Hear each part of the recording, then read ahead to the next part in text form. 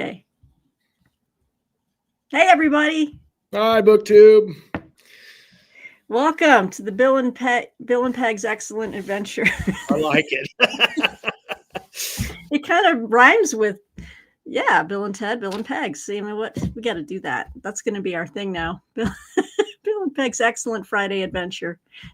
Okay, I'm getting feedback. Okay, from me? I don't know. It's replaying everything we're saying. So, do I need to turn something off? Okay. Do you? Oh, I know what it is. Never mind. Okay. I fixed it. Yay. Okay. So no I had double you on talk. a different tab on my computer, and that when I copied the link so everybody could get to it, Yeah. I left it open. My fault. Okay. No worries. No worries. We're all good here.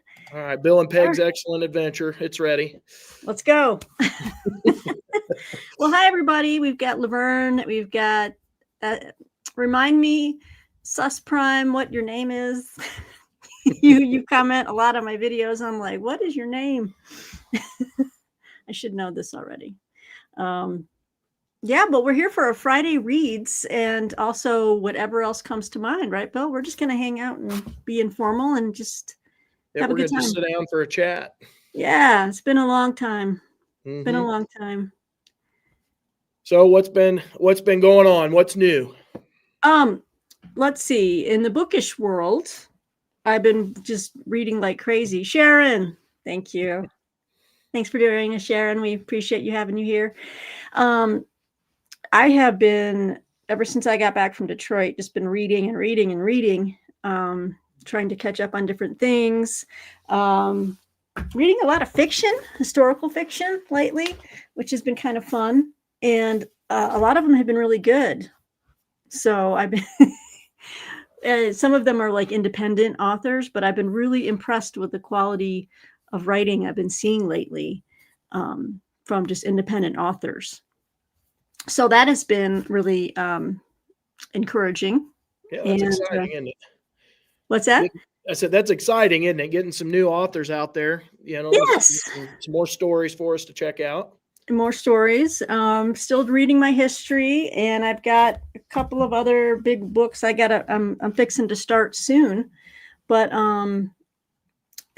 things here kind of, quiet. Obviously, had some stuff in my life going on lately, but it's moving forward, and just been so grateful for this community and all my friends who've been just so wonderful and caring and saying prayers for us, and I appreciate that. So again, just a thank you to everyone who supports the channel and supports me and Bill, and just really everyone out there is just so great. Bill, don't you just love our BookTube friends?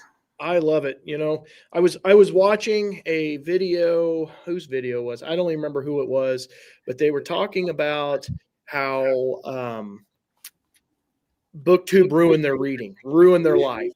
And I'm like, how did it do that? How did it ruin your life? The only way I could think that would have happened is, you took yourself too seriously and you're doing way too much. Yes. Yeah. If you're keeping it as a hobby, this should be a lot of fun. Yeah. And you should be able to do as much or back off and do as little as you want to. And everybody in our community, I feel, supports us in whatever's going on. Absolutely. And here's an example, just people like, hey, I've been watching you guys.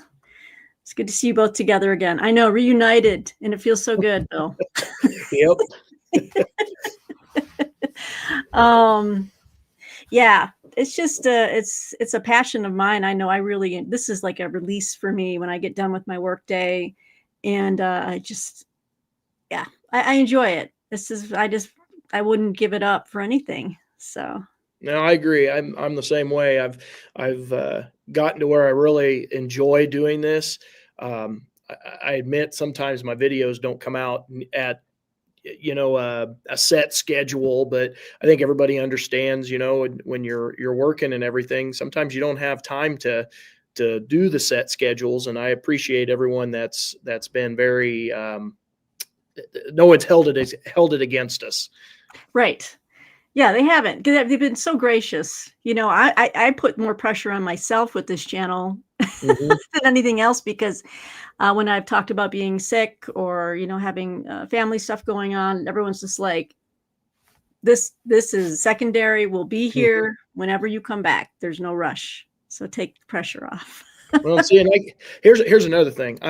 I'm glad I'm a smaller channel. You always like to see growth, but I'm Yeah. glad I'm a smaller channel because if I had like 1 million subscribers, you hear about all the hate comment that comes when you have to take an off season. You know what I mean?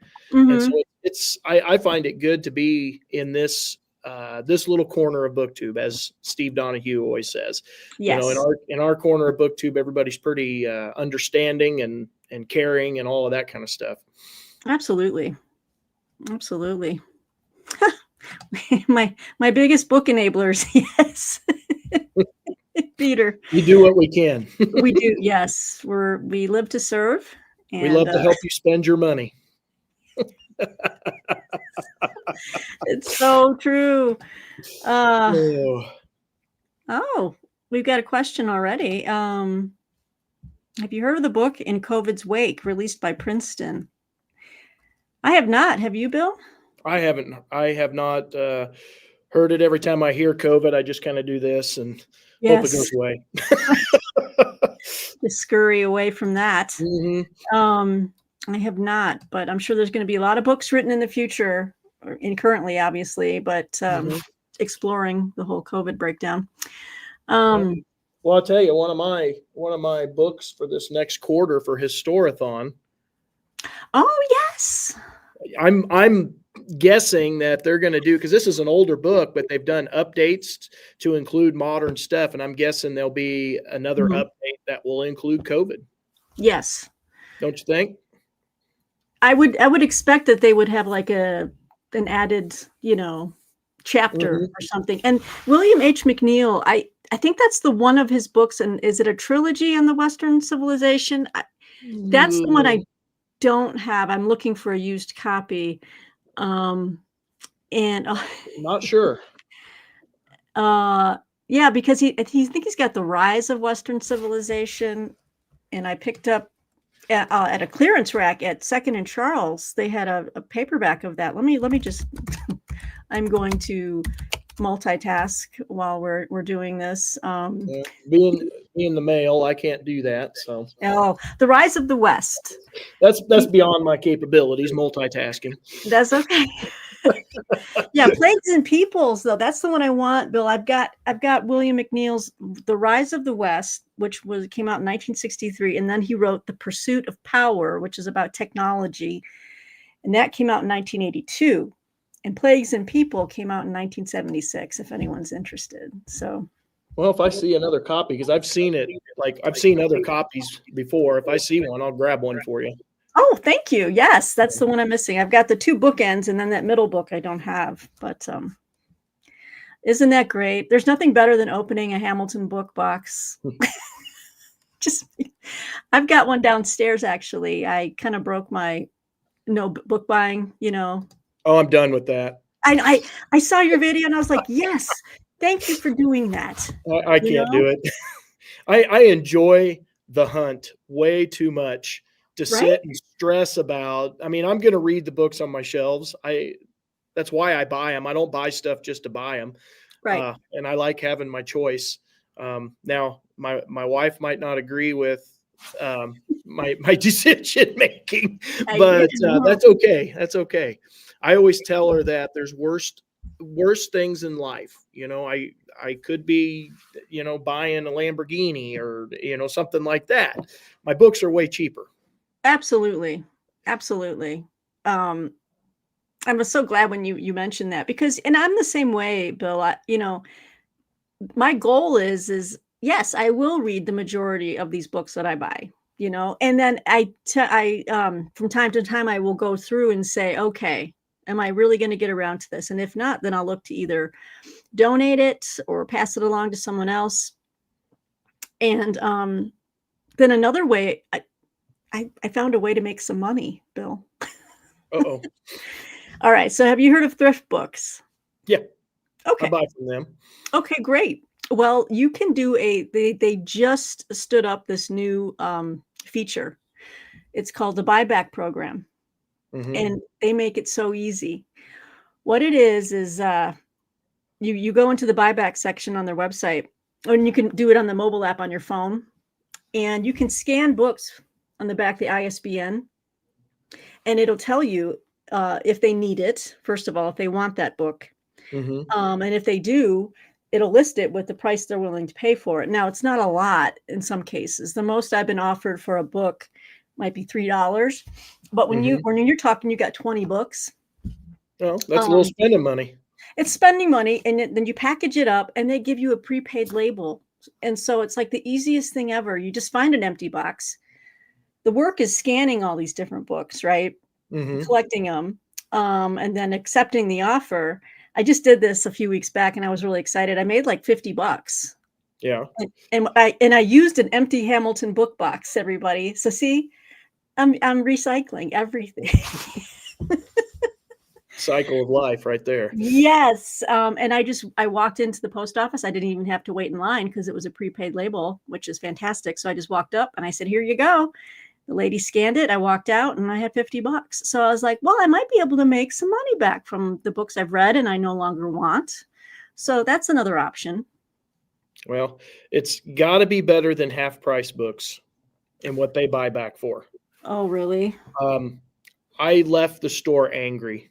We took them a few quality books, and how many did we have? I think 12 books maybe we took, and they offered me like $2.50. And I was like, "Are you kidding me?" And then I'm going back in their shelves, of course, because for me that's like a 2-hour drive away. I have to go 2 hours to take Oh, books in. oh. So, of course, I'm going to go look through their shelves and do a little shopping. And I'm seeing some of the exact same titles, or relatively close to the same titles, and they're reselling them for $10. And I'm like, you couldn't float me a couple You more dollars? make it worth my while. Exactly. And the ones they're selling, the other ones that were on the shelves, I mean, they had funny smells to them, and, water stains, and I'm giving them clean copies. I'm Oh, I like, are you know. serious? Yeah. But Yeah. I mean, the way it goes. yeah, that's why I stopped going to Second and Charles, actually, Hmm. because at first they were offering me a lot of money back, or in this case, I was using store credit. So, but in the beginning, they're like, well, I could take in like 10 books, and they're like, well, that'll be about, we can offer you about $10 cash or like 35 in credit. And I was like, oh yeah, this is great. Let's take 35 in credit. Hmm. And then all of a sudden, it's like, I'd say within 6 months of enjoying that, they just, I don't know, everyone's probably just struggling to stay alive in this economy. Hmm. They just decided to like not give you anything, and then they rejected some of my books Which you because, keep really good. I mean, you take really good care of your books. So, yeah, mine are like new condition. And so yeah, and then didn't give me anything for it. I'm like, I'm not giving you these. Forget it. I'll just take these to the library for sure and let them, hmm, have a brand new book if you're not going to pay for it. that's frustrating. It is. It is. But yeah, but like you were saying earlier, my goal is that I like to have choice. I like to Hmm. know that the book is on my shelf so that I can go to it for reference. Or if I see something on TV that's like, oh yeah, I wanted to read about this, and it's like, yeah, I got that book. Let me go get it. And that's just kind of how I approach, the fact that book bans don't really work for me. Hmm. Well, I was just talking to my wife about this the other day. You get those ASMR videos. You know what I mean? The stuff that's supposed to be calming to you. Yes. I can go in my one of my library rooms, sit and stare at the entire shelf, and that is my ASMR. Amen, brother. Yep, and you have to be a book person to understand that, I think, but that's just the way it is. Yes, instead of having like a massive aquarium Hmm. to lower the blood pressure, I have the bookcase, and the only thing I have to do is dust. I don't have to clean, dump out water. Hmm. Aquariums are a hassle. They don't But die yeah, on you. yes. And yeah, it's just I can look at them and I just find myself browsing my. I feel like I'm in a bookstore sometimes when I walk into my Mhm. parlor and I'm like, My my frustrating thing is I get to going through my shelves. I'm like, oh my gosh, I've had that for like 4 or 5 years and haven't got to it yet, and I want to, and then I find something else to go read. I yeah, just come back to it. totally. Matter of fact, that brings me to where Hey, is it? Mark. One of my books, well, a couple of my books right at the moment that I've got that I bought quite a while back, a few years ago, and I put it as one of my reads for my April and May. Uh, so let me preface that with in April and May, my eighth grade class starts learning about the antebellum period and the Civil War. We do like a huge unit for that. Okay. And I always try to read Civil War books during at least one or two Civil War books during that time. And I think you have seen this one before. Yes, I've read it. It's fantastic. So you have read it. Have you watched the, if I can get my, Oh, there we the oh, go. Death and the Civil War. I think I did watch that. On That came American out a few Experience. years ago, right? Yeah, see, that's what brought it to my attention.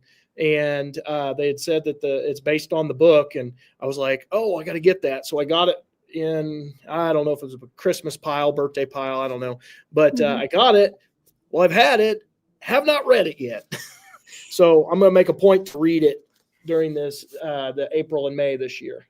Oh, that's fantastic. Well, let me know what you think, because that book that moved me on a Mm-hmm. couple of different levels, because there's aspects of death in the Civil War that I had never considered before, and I had read so much about the battles and Mm-hmm. um, even just about the repatriation of remains. Like Mm-hmm. towards the end of that book, she'll talk about how after the war, you know, they were wondering between, people in the South were like, well, how can we get some of these bodies back from the North, say in Gettysburg or whatever? We want them down here, you know. Mm-hmm. And she really goes into some of these aspects you Can never you considered. imagine that process, reinterring the bodies? I mean, it's that's just got to be disgusting to have to deal with that. Yeah. And then how about identifying bodies? Some of Yeah. that was next to impossible. Yes. Yeah. And they didn't have the forensics, obviously, Yeah. that we do now. I think they were just looking at that point, looking for identifying things that hadn't, like maybe something pinned to a coat, but Mm-hmm. but if it was paper, that would just be, That would disintegrate. Yeah. disintegrate, right? Um, yeah, I don't know how they would have done that. No, I don't know. It just amazes me some of the stuff that people have dealt with in history that we just don't even think about today. I know. Yeah, we take for granted that life was really different back then. Mm-hmm. Harder in many respects. And yeah, and that's why we read history, right? We like to be able to relate to different generations or at least try to find out, hey, are these, did people still have these type of deal with certain things? And you know what? It's like it's universal. I think human life across the span of millennia Mm-hmm. really hasn't evolved that much. The clothing might, the way we speak, you know, um, the different, types of governments that people thought up over time, revolutions, but just the basic parts of being a human, I think, have not really changed that much. Some of it's exactly the same. You're exactly right. Yes. Well, Well, yeah. so what books have you finished lately? What would be maybe a title or two that's maybe some recommends? Okay. Well, I have one here, and actually, I'm sending it your way, Bill. Okay. I finished reading this one, and it was so unique. And I wrote a short review of it. But this is a book called "Fear No Pharaoh: American Jews, the Civil War, and the Fight to End Slavery" by Richard Kreitner. Interesting. Yes, this was fascinating. This is actually publishes on April 1st. It's a history of how American Jews reckoned with slavery and fought the Civil War. So it talks about the interesting I don't know what you'd call it, like an oxymoron, but the fact that during the Civil War, you had Jews, American Jews everywhere, north, south, right? Yep. Some aligned themselves with the abolitionist movement in the North, but then there were some in the South that aligned themselves with the enslavers, which was extremely oxymoronic, seeing as how they were in bondage to a pharaoh all the way back in the times of Exodus. So wouldn't they champion freeing other slaves? Because the Jews were slaves once too. So there's like this mixture of like religion in this book, Judaism, along with just the personal ethics of a lot of the Jewish people that Kreitner talks about in this book. And it was eye-opening to think that there were so many Southerners. Well, think of the most prominent Southerner in the Confederate government was Judah Benjamin. Remember that name, Judah P. Benjamin? Mm-hmm. I think he started as the secretary, I think, of Treasury. And then he ended up Secretary of War, I believe, or State. It was one of those top cabinet picks. But he and Jefferson Davis were really tight. And this book talks about that. So it kind of made me more fascinated about Judah Benjamin. He actually owned slaves. He aligned themselves with the Confederates, but yet he wasn't, extremely rabid on the topic. There were others that were, and they just kind of like sold out to the slave power, and they just wanted to maintain their sense of power, basically. Because I know I'm going on and on about this book, but I'll wrap it up by saying Kreitner he positions American Jews as they had come to the country knowing that they were a minority and that a lot of people hated them, right?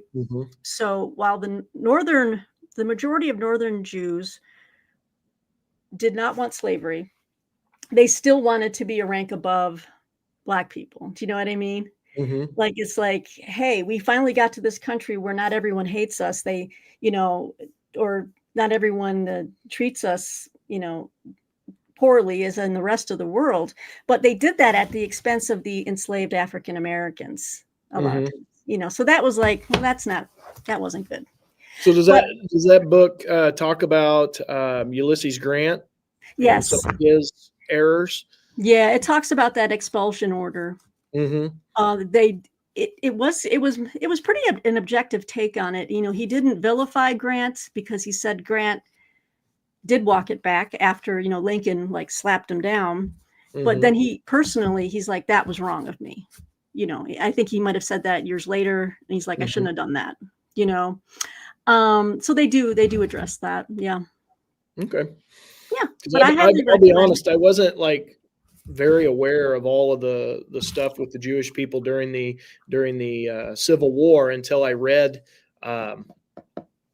Chernow's biography on Grant, and that kind of opened my eyes a little bit more to stuff. Yeah, that went on. So this will cover it, and I know that you would really enjoy this. So would you like me to send it? Okay. Yeah. In case you see it, there's a stack in the corner. It's a stack for you. And I'm building a little pile for Patrice. So this one's going on it. That's one I finished recently. Let's do a back and forth so that, I do a book and you do a book. All right. So I'm going to go fiction, if you're all right with that. Absolutely, because I'll be going there next. Okay. Oh, sorry, I got to get the camera going here. There you go. I got this book from my daughter for Christmas, and I finally pulled it out a couple weeks ago. I absolutely loved this book. Of course, everybody knows Forrest Gump in the movie, and it follows fairly well. There's a lot of stuff that it left out, that the movie left out, and they took some of the storylines and tweaked it to make it work for the movie. I appreciate that. That's okay. I'm okay with it. I don't think they ruined the storyline. The biggest difference is the very end and how the movie ends versus how the book ends with him and Jenny. I'm not going to say anything more just because I don't want to ruin stuff. But this book, So it's a good book when I'm going to guess everybody, when they come across something funny in a book, they at least smile, right? Right. I laughed out loud three different times. The last time I was reading it for my SSR book, and I think I shared this with you in a Voxer chat, but I was reading it, and of course the whole class is silent doing their reading. And here I start busting up laughing in the middle of class when everything's dead silent and they're trying to read. And I'm just like, I'm sorry, this is funny. and some of the off-color humor that's in the book, and I know that's not for everybody, but there's some guy humor in here that makes me just laugh. Yeah. I was telling my wife about it, and she says, that's disgusting. She goes, how can you laugh at that? That is just disgusting. And I'm like, hey, if you can't laugh at a good fart joke or a good fart moment, then you're not human. Taking yourself too seriously. And there's a couple instances in here where, it's a riot. And like I said, I'm laughing out loud, and I can't really tell the kids what I'm laughing about. Of course, it's going to be my luck that they're watching this, and I'm giving myself away. You're giving yourself away. But anybody that loved the movie, you're going to love the book. And it's very fast read, very fast paced. Chapters are short enough that if you only have like a real small block of time, you can knock out a chapter or two. Highly recommend it. Made me laugh out loud. Oh, I'm going to check it out because, like I told you on Boxer, I've seen the movie multiple times, but I have no idea how the book would read, because you think the movie was so long. And then you just showed how thin slim that book really is. I'm like, so how did that happen? And what did they leave in and cut out, or, Okay. So how Winston Groom did it was his chapters are probably about 10, 12 pages. And some of them are only 8 pages. So let's just say 8 to 12 pages. And all of the major historical things that happen in the movie, he does it in one chapter. He doesn't string it out over the entire book. He just does it in one chapter, and then he moves on to the next issue. Yeah. And so, like, I'll just give you an example. Something that was in the book that I am almost positive was not in the movie. I haven't watched the movie for a long time, but he meets Mao when he goes for ping pong. Oh, he saves Mao's life. And he's like, he thought it was the right thing to do. He's like, he just was yelling for help and nobody could get to him, and all the American diplomats while they're over there are like, why didn't you just let him die? What are you thinking? And of course he has these little things that, just like in the movie, he can never do anything right. When he thinks he's done something right, it ends up being the wrong thing. Oh, this poor guy. Oh, it's hilarious. You just hurt for him. I'm gonna check it out. I just have to at this point. Sometimes I feel like it's my own life. I think I'm doing the right thing, and somebody lets me know that I'm not. That's when you say you have a Bill Gump moment. Yes. Call me Bill Gump. That's my Bill Gump moment. That's fantastic. I will have to add that to my to be read pile, because I really do want a book that will make me laugh out loud. Oh, that one's lighthearted, and I'll be honest, you're a fast reader. You'll probably knock that out in an evening. Couple hours of reading in the evening. I can do that. Yep, I can do that. Yeah. Well, let me see. As far as books I finished, here's one. I've got a stack of books that I'm currently plodding through as well, and I'm about to start. But we've got some good old-fashioned World War II fiction, you guys. This is going to be great because I'm going to see live action here if other people have heard of this author. I've talked about this author several times on the channel, but I have become a diehard fan, and now my goal is to own all of his World War II novels in hardcover, and they're hard to find, the earlier ones apparently. But this is P.T. Duderman. Whoa, there goes my notes. The Second Son. This is his latest. He does a bunch of these World War II stories or novels, and they're all standalones. So they're not a series. There's not like a returning character or anything like that, but they're all gripping in their own way and so authentic. Like, and this guy was in the Navy, I think. I think he was an admiral at one point. His first name is Peter, but he goes by P.T. Duderman. And I'm reviewing this one for historical novels review. But this one is more, it's way different than some of his others that are really heavy on the action and the battle sequences, because this book takes you, it's March 1945. And it's like, it has a lot to do with like the Manhattan Project. And this captain is tasked with trying to find out, and actually it's really interesting because at the back of this book, Duderman talks about the whole thrust of the story is, did the Japanese government try for an atomic weapon during World War II? But he says, I'm convinced they did from all the research he did. But the American government, who was anxious to have an ally after the war in the East, like if we go in and build up your country again, we need you as an ally to kind of counter the communist forces in China, Russia, all that. So I'm still doing some research into the truth behind this, but in this case, he's just trying to figure out him and this lady, lieutenant, like a Navy commander. Thank you, Laverne. Yes, Duderman was in the Navy. They are trying to analyze the effects of the bombs that dropped on Hiroshima and Nagasaki. So there's elements of them on the ground. I'm thinking of like books by John Hershey. Is it Hershey who wrote about the after effects of the Hiroshima bomb? Yes. They go and they talk to some of the survivors. They go to see the devastation, and because they need to go back and give an in-person accounting of what they saw to Truman. And it's just really interesting. So there's not battle sequences so much as a lot of subterfuge and diplomacy. Oh, there it is, Hiroshima. Yeah, John Hersey. Yeah, I have another copy with the actual cover to it, but I didn't want to leave a blank camera. Yeah, thank you.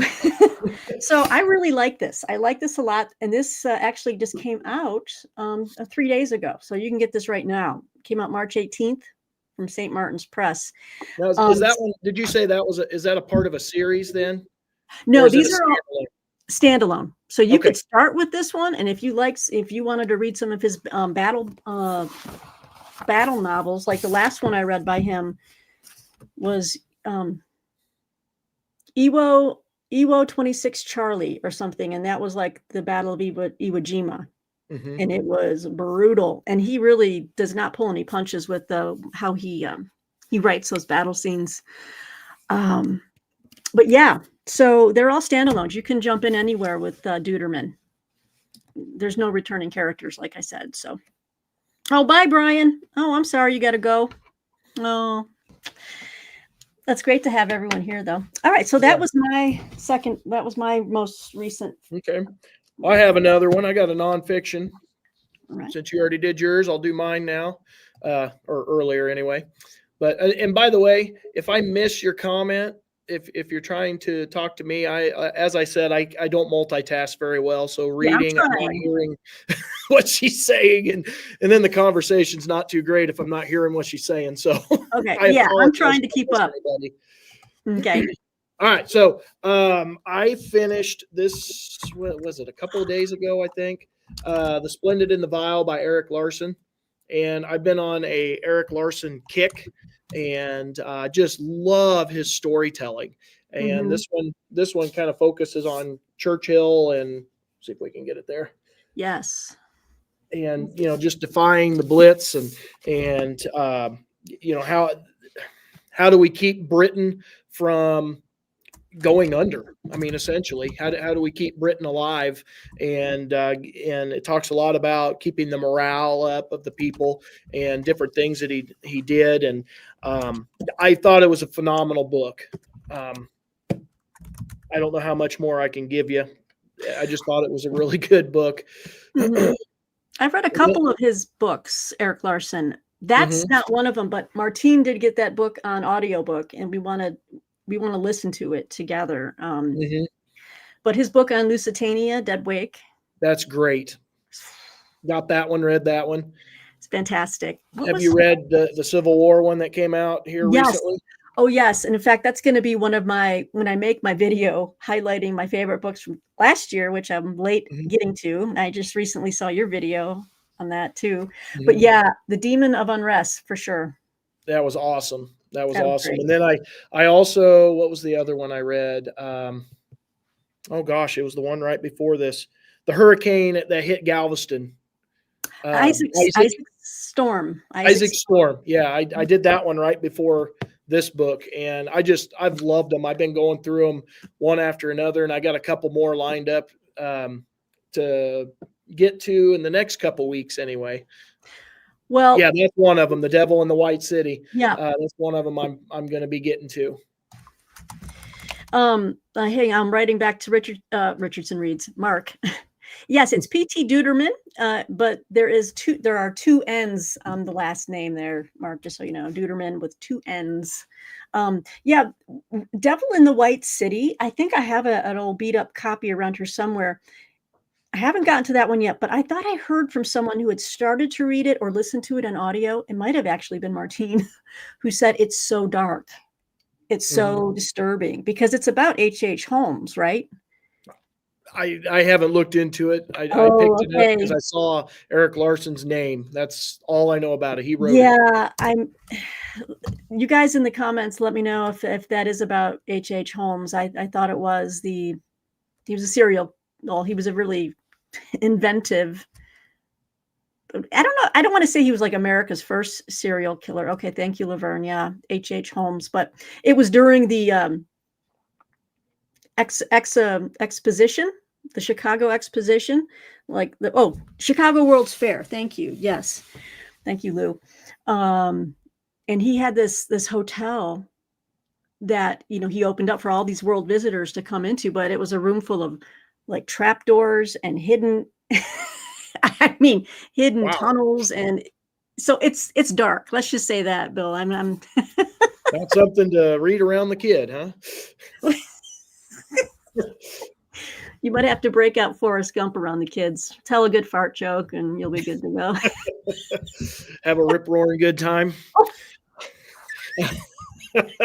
I set you up for that. That was too fun. Yep. Thank you very much.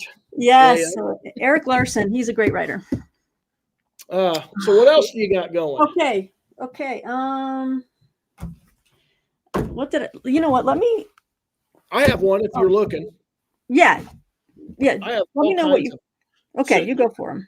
Okay, here's another one that I got a few years ago that has been sitting on my shelf, and I really should have read this one. But when you see a 1,000+ page book, you know how that gives you what is it, 1,154? Is that what it was? 1,156 pages. You get a little bit gun shy.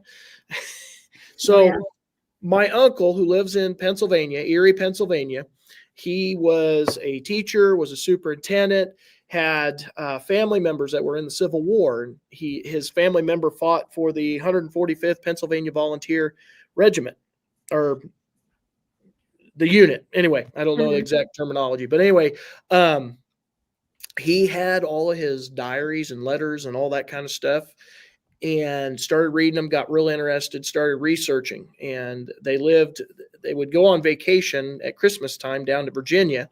And so they were going right by the archives and Library of Congress, all that kind of stuff. So he was doing heavy research. Next thing you know, people in the area around Erie, they had family that served in the Civil War. and they start getting into the attics and opening up trunks, and they bring letters and pictures and all these things. And after he collects all of it, he has a 2-volume set on the 145th. There we go. 145th Regiment, Common Men in the War for the Common Man. Oh, And that's I a read great title. Yeah, I read book 1, absolutely loved it. And I've had book 2. He sent it to me when it came out, and it's just sat on my shelf. Mainly because of the size of it.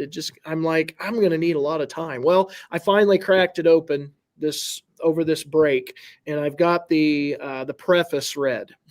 Not very far, but it's just interesting. If you like diaries and letters, that's what the whole thing is. There's not a ton of narrative from his part. He lets all of the soldiers do the talking. Yeah. And it goes from battle to battle, obviously, but it also hits all that downtime. I remember in the first book, it talked so much about the downtime and what do you do when there's no fighting? You twiddle your thumbs. It talks about a lot about the sickness. How many men were on the sick roll and having to go to the hospitals? And in that first book, the 145th, they show up at Antietam. They show up on the northern end of the battlefield where Stonewall's at. And as they're marching in, they hear the cannons and the gunfire and everything, and they know Stonewall's at the northern end. And of course, his reputation is what it is. And they know their job is to keep him from escaping down one of the roads, out the north end of the battlefield. And so they've got that in the back of their heads. Now, they show up the day after the battle's finished. And so guess what their job is? Burial detail. And yeah, you get all kinds of letters and stuff talking about just the nastiness of that situation and how many. It was something. I wish I had the statistics sitting right in front of me. It was like 2/3 or 3/4 of the real high percentage of the soldiers that were involved in that burial detail, which was pretty much the whole group. They ended up in the hospital sick, and a lot of them ended up dying from stuff that they picked up from those dead bodies as they were doing the burial detail. Yeah, it's gruesome. It's a pretty cool book. So put a little plug in for my uncle's book there. Go check it out. Buy 100 copies. Help a guy out. And who published that again, Bill? Who's the publisher? It is from the, I don't know how to say it. Oh, Ex Libris. Yeah. Okay. So it's almost it's not quite a self-published deal, but he did a lot of it and then had to find the editor to go through it. So yeah, little book. I remember the video you made when you first introduced those two books, and I was like, because I love like small unit histories, whether it's Civil War or any other war. I love reading about just a unit or a regiment or whatever. And I see. Yeah. Okay. That's part of my family. Look at you. Yes. Sandra is my aunt. That's my mom's sister. And the Duncan was part of the family on my mom's side. So that is fantastic. I'd never seen this picture before. So that was really cool. Okay. Yeah. Well, and Mark wants to know where we can order them. I actually looked the books up, I think on you can get it on Amazon. Yeah. I think for a big book like that, and the fact that it is such a special, very niche. Yeah. It's it's not cheap. It's not cheap. You got to save up your pennies for that one. Yep. It's still on my list of books I want to get. So yeah, it's pretty neat. Pretty neat. So Mark, you can get it on Amazon, but like she said, not necessarily a cheap book. Yes. Okay. As far as me pulling out, but I will say, pound for pound, you do get your money's worth because it's pretty hefty. You do. Pound for pound, it's a penny a pound. $5 a pound, maybe. Are you also going to be showing books that you're currently reading? Because I do multiple books at once, and I just wasn't Yeah. sure. I've got like a bunch of them spread out here. I've got stuff I'm reading right now. Do you Yeah, want me to go into that, or you want to do a book? I'm going to do a book, and I'm looking at my the list from my Goodreads so I can keep track of. I recently finished reading a very slim volume. I read it on ebook, so I don't have a physical copy, but it's called The Man Who Shot J.P. Morgan, A Life of Arsenic, Anarchy, and Intrigue by Mary Noe, Noe. That was kind of interesting. I didn't know that J.P. Morgan, I don't know much about the big titans of industry back in the this was around the time of World War One. But yeah, there was an assassination attempt on J.P. Morgan by this German man an immigrant who actually was wanted for murder in another town. But he was a Harvard professor, and then when he was looked at as suspicion for poisoning his wife, who died 6 days after giving birth to their child, like she just died, then they did an autopsy and like, oh, she has arsenic in her system. Well, and this guy goes poof. So he leaves Harvard. 9 years later, this other guy with another name shows up somewhere in Texas, woos a woman, weds her. They go to Cornell. He becomes a university professor there, teaching German. But then people are like, don't we know you from somewhere? like I might have worked with you back at Harvard in the day. Anyway, he got more and more deranged, and he blamed Morgan for helping the Allies by loaning them money. He was very much a sympathizer with the Germans in World War One. So anyway, it's an interesting read. It was only 170 pages, but it's like a small press. I didn't know that. Oh, Martine joined us. He did kill him? He did not, and that's why it's not. Attempted. He attempted. Yeah, that's why it's maybe not more well known. You know what I mean? So I didn't know that. Yeah, he busted into one of the estates, like the palatial mansion. He busted in there, pulled out a weapon or a gun, and from what I read from the book, J.P. Morgan was actually a really good guy. John Pierpont Morgan Jr. He was a nicer man than his father. Treated everyone with respect, no matter it was the butler, the servants. He was an interesting and nice guy. But anyway, this guy charges in with a gun, and his wife is on the stairwell, and JP pushes her behind him and basically like bear tackles this guy. And while they're wrestling, he gets shot in the abdomen twice by this weirdo. But then they subdue him. And what I love in the book is like even his wife and all the servants, they just start beating the crap out of this guy. They'll turn on him, huh? They turn, including the wife. She's like, I am going to, take care of this guy right now. Yeah, so that was an interesting little read. But I think now I've got a lot of stuff that I'm. I'll do a plug for this book because I thought it was pretty good for a first another historical fiction novel. Have you heard of Admiral James Stavridis? I have not. Okay, I'm sure Mark has, maybe. Admiral James Stavridis has written a lot of nonfiction books about like leadership principles in the context of just naval leaders over time and the leadership lessons we can learn from them. Well, this is his first fiction attempt.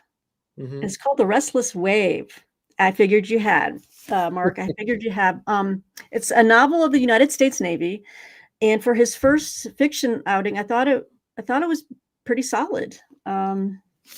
It's just about a guy. I think it's semi-autobiographical, because it just reads like, oh, you're writing about yourself.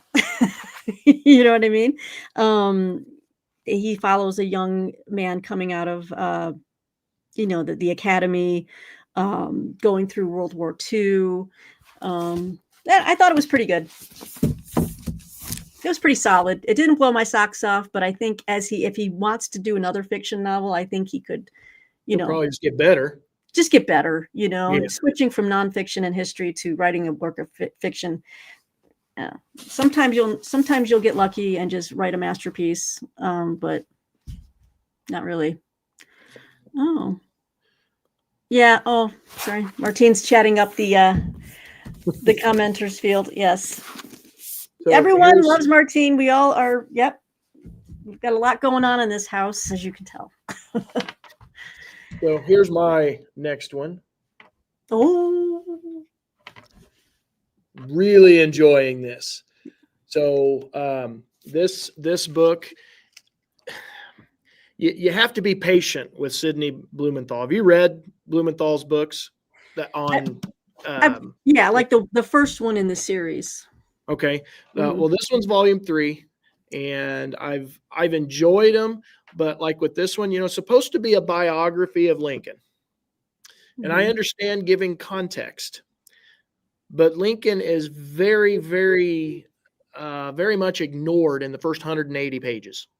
It takes 180 pages for us to get to Lincoln. Now it's giving all the context. And so I enjoy it because I love reading about the antebellum period. It's full of all kinds of stuff, right? So he's tackled John Brown for a couple of chapters. It talked about Charles Sumner and the attempted assassination of him for 2 or 3. Preston Brooks when he tried to kill him. He didn't try to kill him, excuse me, because he said if I wanted him dead, I would have killed him. His beat down of Sumner. Anyway, he did that for 2 or 3 chapters. He talked about just all those different stories that come in the 1850s, the bleeding Kansas. Anyway, he does that for 180 pages before he finally gets to Lincoln. So I enjoy it because I love that time period, but I think somebody who's wanting just Lincoln is going to get pretty annoyed with it. And I think he could probably fix the book by simply saying Abraham Lincoln and, life and times. Yes. Abraham Lincoln, like a simple title change could fix that.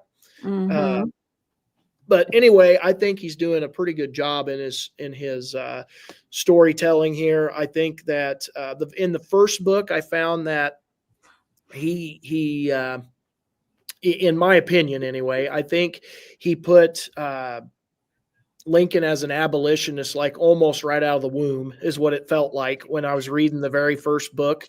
Yeah. Very strong in getting rid of slavery and stuff. And I think that evolved throughout his life, and it got stronger throughout his life.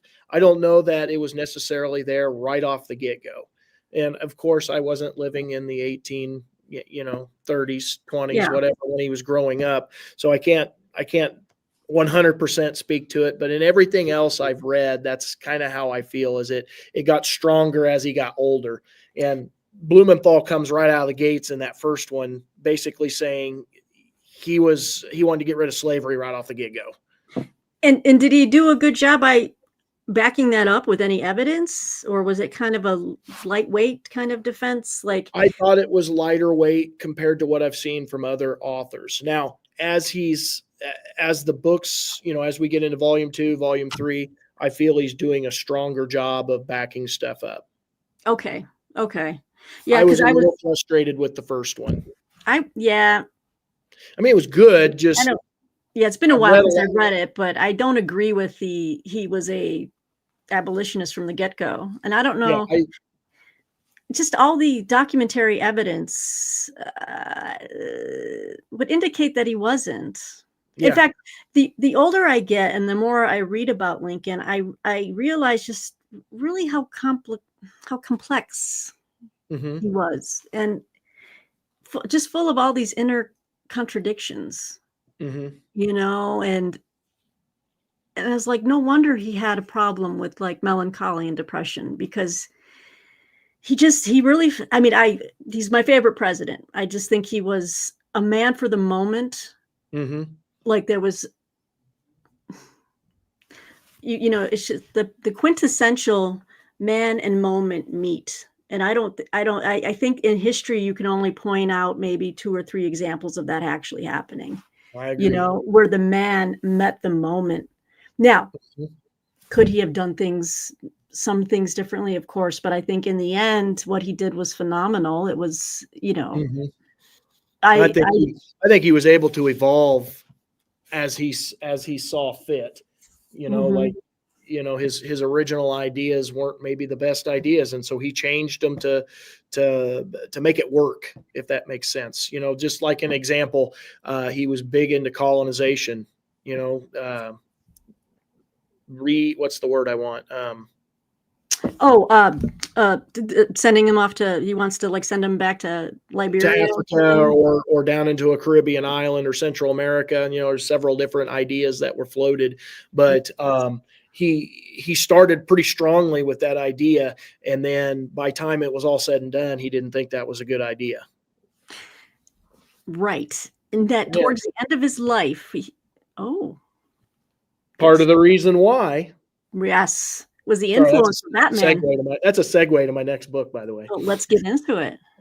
So yeah, I just to kind of finish off, I'm not. Let's see. You can see I'm not I'm Yeah, not even close to being done with it, but they just now got to. I'm a couple hundred pages in, and he's just now getting to Lincoln. okay, So the jury's still out. How about I okay, leave it at that? okay. So my next one that I'm going to be starting in a week with my kids at school is Narrative of the Life of Frederick Douglass, an American Slave. And I'm real excited to read this. I love it. I read it twice a year because I got two sections of 8th grade that I teach. And so I read it with both classes, and we read this before we go into our Civil War stuff.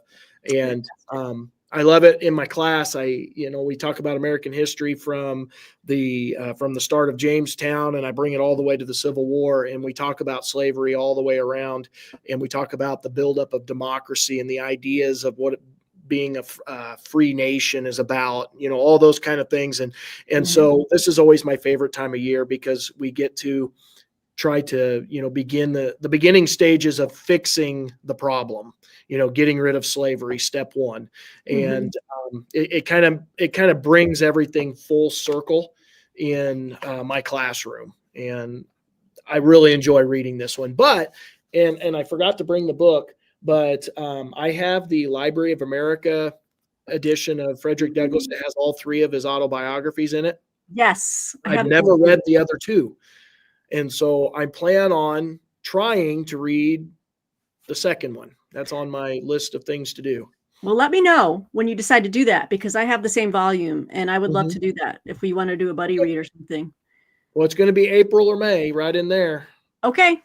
So we'll talk about it. We'll figure out what works with our schedules. Yes, because I know that was one of the topics I thought we might bring up towards the end of the live stream was just like, hey, any buddy reads in our future? I know we've got a list. We've got a list of Got a things. long list. Well, we can move those. We can reprioritize these topics. Yeah. So for all of you out there watching, you have to understand our list. It's not just a list. We've actually bought the books and we have them sitting on the shelves, and we just haven't read them yet. You're not supposed to say that. I bet we've got a stack this high of books. Now, go ahead. We got Benedict Arnold. We've got Douglas Haig. Yep. We've got what was the other else? one now? No, I'm We forgetting. had an H.W. Brands we were going to do. Another one. The founding partisans or something. Yeah, something like that. And we've done a lot of H.W. Brands together, though. Yes, we've read several of those. So we're just going to tack this one onto the list. Maybe move it up the pile. Let's do it. Let's do it. So, yes, yeah, that's our reading life in a nutshell, right there. That's it. Okay, so my next book I'm going to show you goes along with this topic. What I'm doing right now is I'm looking up something because I feel like I just read a massive biography on this dude and I wrote a review for it. Yes, here it is. Okay, so this book just came out last year. The man who wrote what was Stephen Puleo. Now I know you've mentioned him too.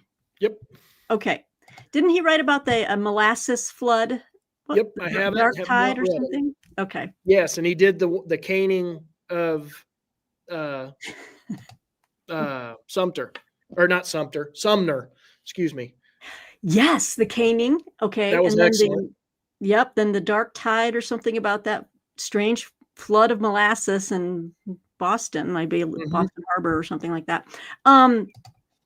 So he wrote this, He wrote a new one, didn't he? he wrote a brand new book last year called The Great Abolitionist, Charles Sumner and the Fight for a More Perfect Union. I read that and I really liked it. I thought that was a great biography that I thought would stand, I was like, this should be the definitive biography for many years to come. Well, then my editor at one of the places I do freelance, I do book reviews for, assigned me this new, signed me a new book to review, and it's huge. It's another biography on Charles Sumner, is what I'm saying. Nice. Conscience of a Nation is the subtitle, and it's by Zakir Tamiz. Now, I read the description on the back. This comes out in June, everybody. This comes out from Henry Holt Books. So I don't know how I'm going to feel about this, but I'm going in. I have to go in with an open mind. But part of the things that I'm like, what is he going to say differently about Charles Sumner, right? I guess one of the hooks on here that he argues in this book, he argues that Sumner was a gay man who battled with love and heartbreak at a time when homosexuality wasn't well understood or accepted. Now, it's interesting. Puleo only lightly touched on any type of a whiff of a rumor. He didn't really say that he was a gay man. He just said, well, he had close male friendships. But in Puleo's take, that he didn't think that he thought he was more of an, I don't want to say asexual, but he was just a man who didn't really have close friendships. He knew a couple people that he let into his lives, both men and women, that were his, friends, but he was really an aloof person. So I don't know how he's going to make this charge that, oh yeah, he was like first gay man in Congress or whatever. I'm totally paraphrasing.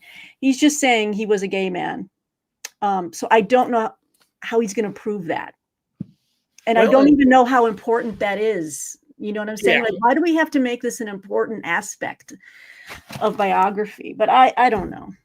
Well, I was thinking I just read about how he had some failed female relationships. That's why I had my, what's that? She's just making me laugh. Oh, geez,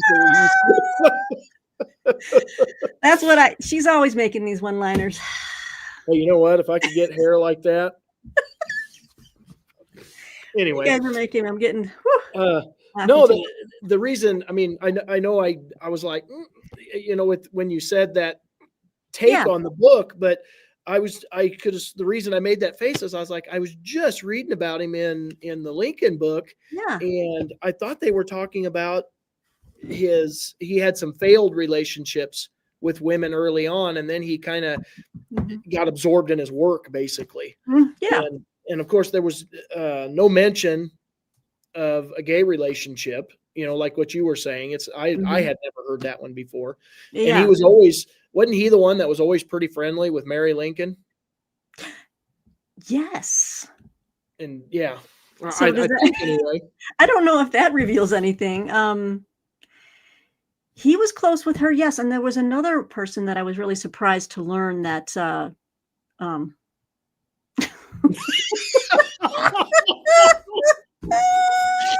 Oh my. Oh, he does. Okay. Sorry, we're getting off track here. Hey, you want to know one of my favorite things to do? What is that? Oh, okay. So this is really off track. But my 8th graders, one of my things I do with them to try to just make connections is I do, as we get through a section with our Civil War yeah. Oh gosh, John C. Calhoun. I always call him the mad scientist with his hair.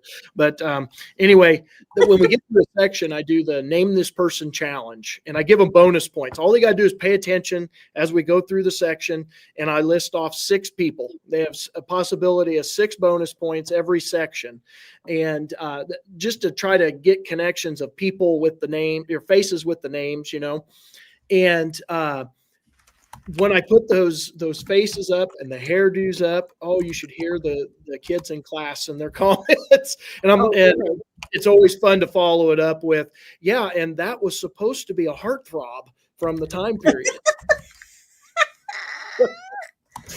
Oh my gosh. Anyway. I mean, standards have changed. Like what constituted a heartthrob back in the mid 19th century is far different. Like now I want to go look up John C. Calhoun's hair. I mean, trying to remember that man's hair. Oh, it's wonderful. Yes. Let me see. Let me go back to Lou. She had a question about let me put this on the screen. Defending Dixie's Land, What Every American Should Know About the South and the Civil War by Isaac Bishop. Have y'all heard of it? I have not. Have you? I have not, although the author, for whatever reason, the name sounds familiar. Isaac Bishop. Yeah, so I'm going to do some multitasking again, Bill, while you entertain everyone. Sorry. Just looking him up real quick. Isaac Bishop. Isaac Bishop books. What am I? I'm looking. Okay, I'm looking at it right now. He's got 2 books. Oh, no. Oh, I see. No, Goodreads just has that one listed, but I have not, but I will have to look that up, Lou. I really do like to know what other people are reading, and that one has not been on my radar. So,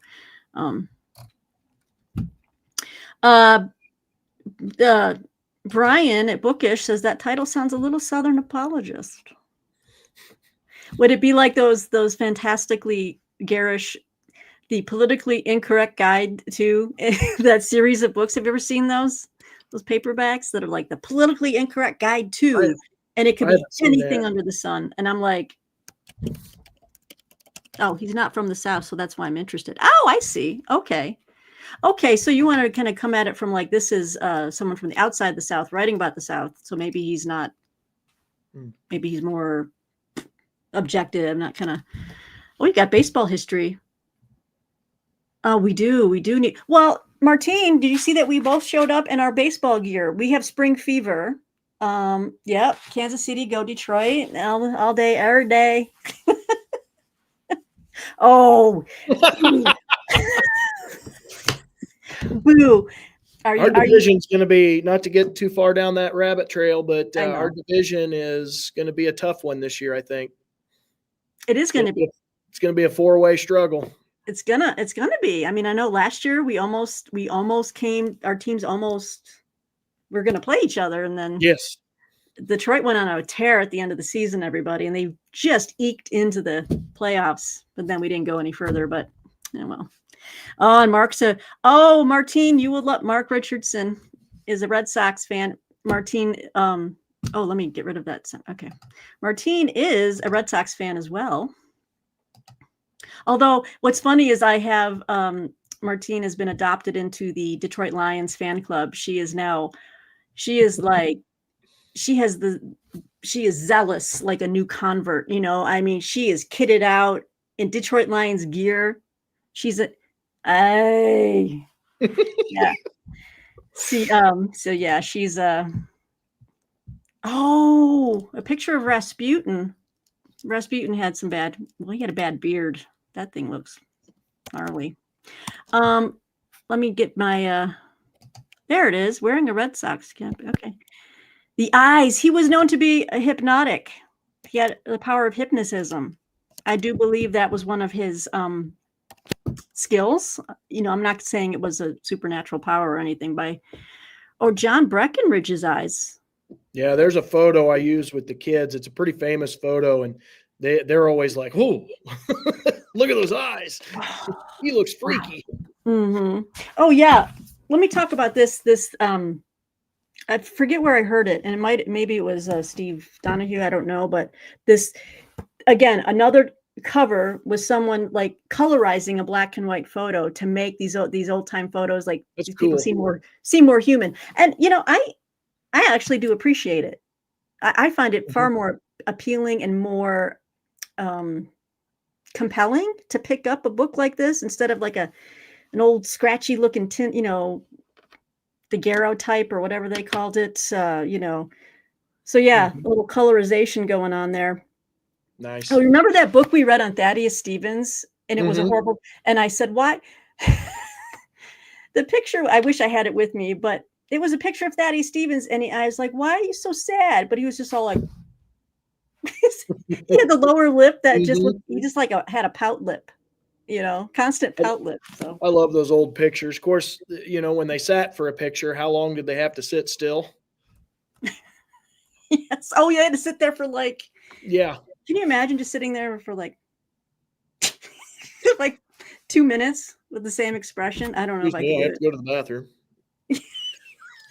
That would be my luck. That would be my luck. I gotta go to the bathroom. Get And then this thing done. the photographer would say, "Just do it there. Just do it in the chair. I Just am go, not. man. Just Just go. do it. Just go. Just let it go." Oh, Dumb and Dumber. Oh, well, now you made Martine look up Breckenridge. It's like Some thyroid issues with those eyes. Well, now everyone's Googling him, so thank you. You're killing me, Smiles. Uh, so where do we leave off? Where did you do the last book, or did I? No, you did with your Charles Sumner. Um, Another bio on Charles Sumner. okay, so what am I reading right now? And this is way out of my wheelhouse. It's for his storathon. Everybody that has watched any of my videos knows that I'm not an ancient history person, and I'm pretty. I'm a blank slate. Let's just keep it that way. All So right. Okay. reading SPQR, I bought that. I'd started. I had a library copy, and I was just doing a little bit here and a little bit there, but I was enjoying it, and so I bought my copy last Sunday when I was at Barnes and Noble, Mm-hmm. and um, I'm a little bit into it. Uh, pretty decent read, and um, learning a little bit. My problem is there's so many odd names, and keeping everything straight. Yeah. I struggle with that, which may be what just turns me away from ancient history is just the names alone, trying to keep all the information straight. And Mm-hmm. I don't know, I get confused on names. So Don't feel bad. I have that problem when I'm reading history that is very heavy. Well, people are going to make jokes here, but here we go. why not? Everyone knows I don't like the French language, even though everyone Mhm. says it's so beautiful. Oh, it's so beautiful. To me, it's like I'm hawking up phlegm and I'm talking out of my nasal passages, and and I just don't like it. And I Mhm. feel the same way about French names. Mhm. I find that my when I'm reading about, like, say, even American Revolution, but you have like Lafayette, which is an easy name, but then you get some of these other French names in there, and I get lost. Or like Jefferson goes to Paris, and then Mhm. I've read histories about what he did in Paris, and the French names, I lose track of who's who because they're long. They're thank you, We have so Martine. many Yes, titles. It yes, seems like they've got a lot of titles in them. they have a lot of titles, so I stumble across that. Now with Mhm. Roman history, not so much because it's like, I don't know. I kind of like, I try to remember them by first or last name only, or whatever they go by. But Mhm. so I'm curious. So you do have a problem with the names in ancient history, but is there any other reason why you really haven't read too much in the ancient? Does it not interest you per se, or like what has When kept? I was when I was a kid, I just didn't get introduced to it. I think is part of it, and then I don't know. It just hasn't ever really caught my fancy. I guess. I mean, there's stuff that's interesting in it, just not the entire storyline like what I do with American history. Um, Mhm. I enjoy learning about one of my favorite things to learn about, like with Rome, is the architecture and the different things that they came up with. Like when you read about the Colosseum or you read about the Pantheon, or is that Greek? I'm gonna show my stupidity here. No, you mean the Pantheon of Gods or whatever? Okay, so that one's Greek. What's the one that's? Oh my goodness, Parthenon, Oh, Pantheon. are you talking about the structure, the building? Yeah, the architectural stuff. That's Parthenon. Yeah. Parthenon. Okay. Yeah, on top of the Acropolis and all that kind of stuff. Yes, all of those things interest me. That's always, I've got actually some books on architecture in here and just the different, like with coming up with the arch and the column and how to get those structures bigger and be able to hold the weight and all that kind of stuff. For whatever reason, that interests me. But going through the politics of Rome, there's just so much. I struggle with it. There's a lot. And it interests me, but not enough for me to go buy 1,000 books on it. I got you. like with the Civil War, I'll go buy 1,000 books on the Civil War and be happy about it. Yeah. But anyway, that's where I'm at with that. And then another one that I was reading, I'll throw this one up there. Oh yeah. I got this one from Princeton. Princeton sent that one to me a couple years ago. Well, I have the earlier version of that. I still hadn't gotten around to reading it, and now I see that one is revised and updated, and it's supposed to have some pretty significant revisions or updating. And so I'm like, you know what? I'm going to donate or sell back the older version, but I do want to get that revised one. I think that one was. This is the one that came out. Was it last year? It may have been last year that it came out, the beginning of the year. Pantheon is in. Okay, so I did have the right name. Oh, that's right, Brian. Thank you. Yeah, that makes me not feel as bad. Yeah, if I wasn't terrified of or just would dread having to fly for 12 hours straight over an ocean, I would love to travel and go to see Rome and Greece. I would love to do that. But wife. lately, and especially with all the FAA stuff, and then planes are like, either dropping out of the sky, hitting each other in the sky. I just read today a Southwest plane almost took off on a taxiway. And I'm like, I don't want to fly again for a long time until people get their stuff figured out. Here. Makes you want to drive. It makes you want to drive. Just stick to driving. Yes. Yeah, my wife got the opportunity to go to Rome when we were in college, when we first got married, and so she took a ton of pictures of all of those, those tourist spots, the Colosseum, and she went to Pompeii and went to several different churches and museums, and she was a art history person, and so that was her thing. And so I've seen her pictures. I would love to go, but travel in general, I get nervous. Yeah, if I'm having to plan stuff and not being able to speak the languages, and I don't want to offend people. It makes me nervous. Right. Yep. I get it. I would be nervous too. I think and is it my turn now? I'm going to switch over. Okay, I'm going to switch over to fiction real quick. Historical fiction, literary historical fiction. This has been a trend over the last year, but there's been a lot of new fiction out about women writers, artists, and they've been really great. And I'm reading this one. I'm almost finished with this one, and I'm writing a review for it. This is 15 Wild Decembers by Karen Powell. This is a Europa edition. This book's coming out April 1st. It's about Emily Bronte.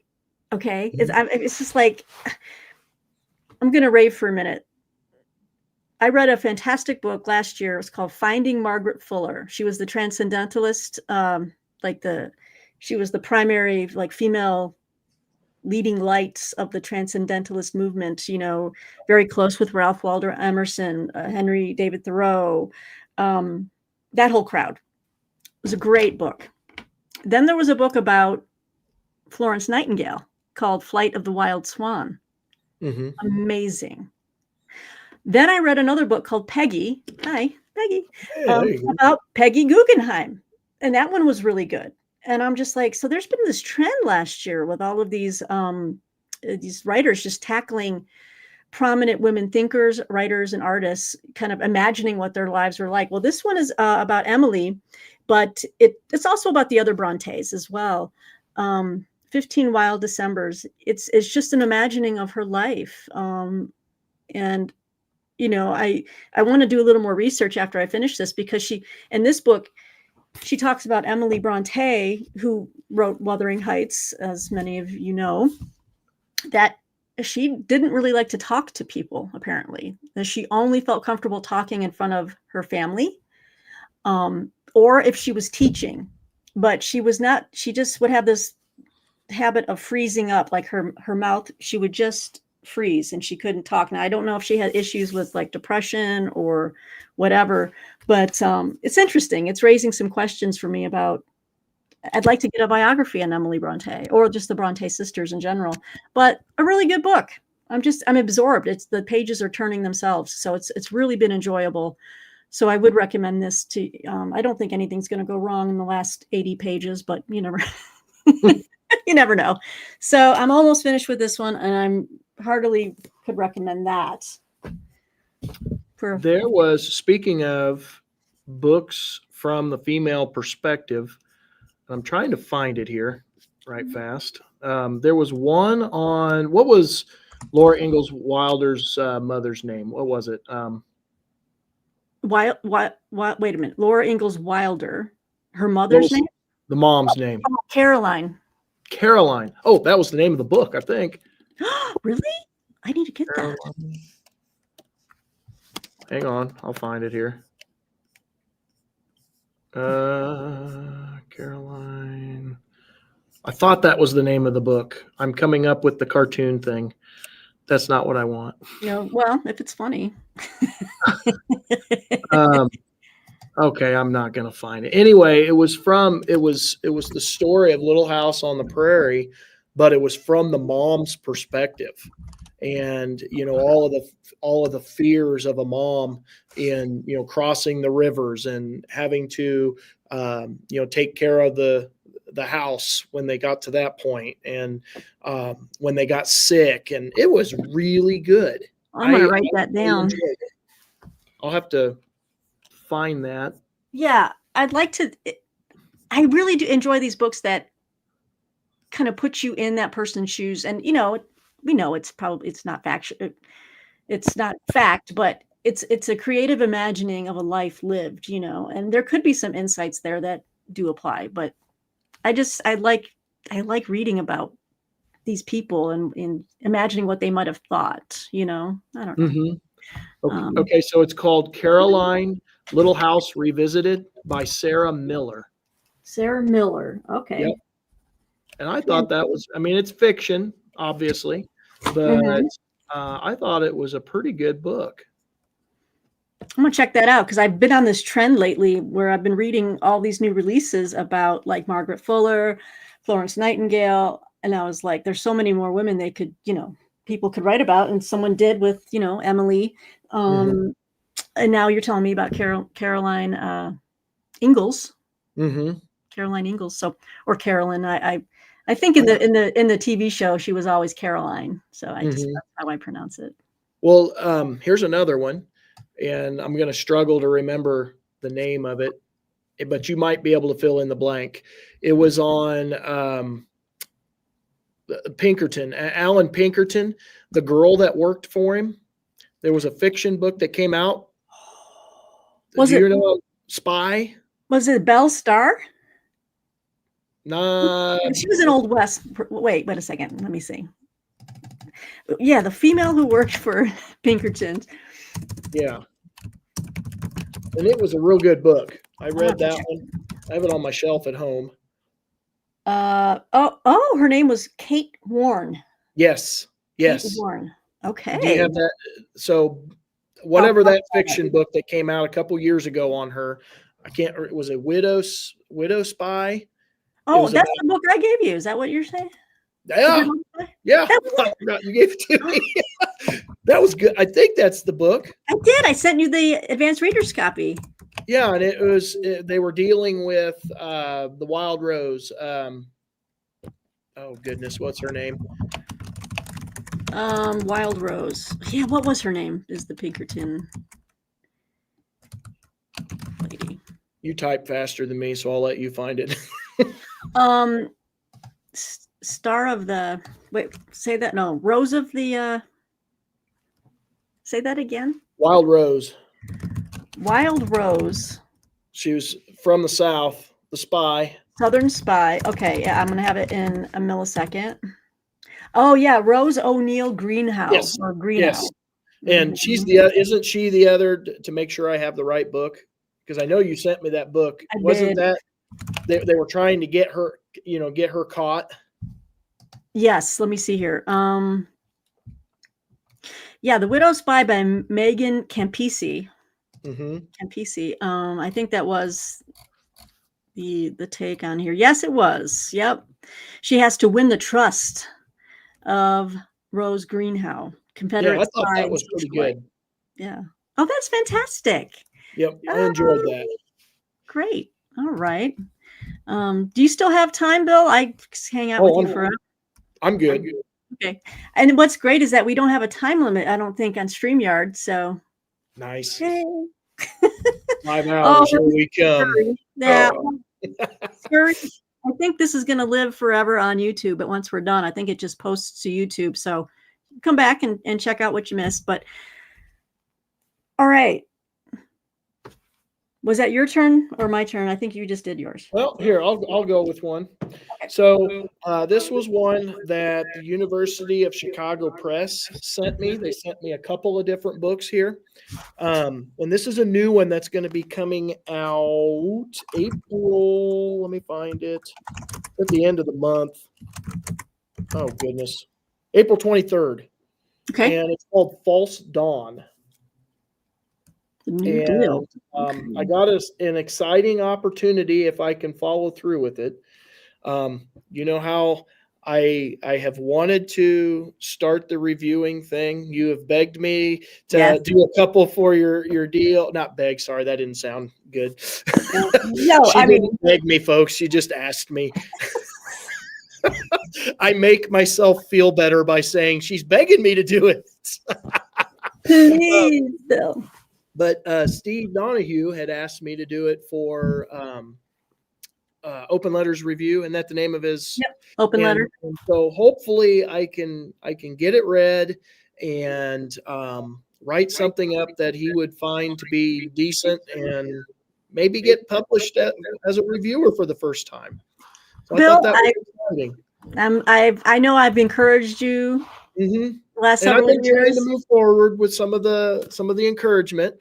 I'm here to help. If you just, if you feel like I could give you some tips and tricks, if I'd be happy to help, because it's a learning one. Once you get the first one done and you get like positive feedback and you're like, oh, okay, so I'm doing something right here. Yeah, kind of get the hang of it. You get the hang of it, you build on it, and then then you can really get into the like analytical stuff, like feeling confident enough to write like, well, this is where I think the book kind of,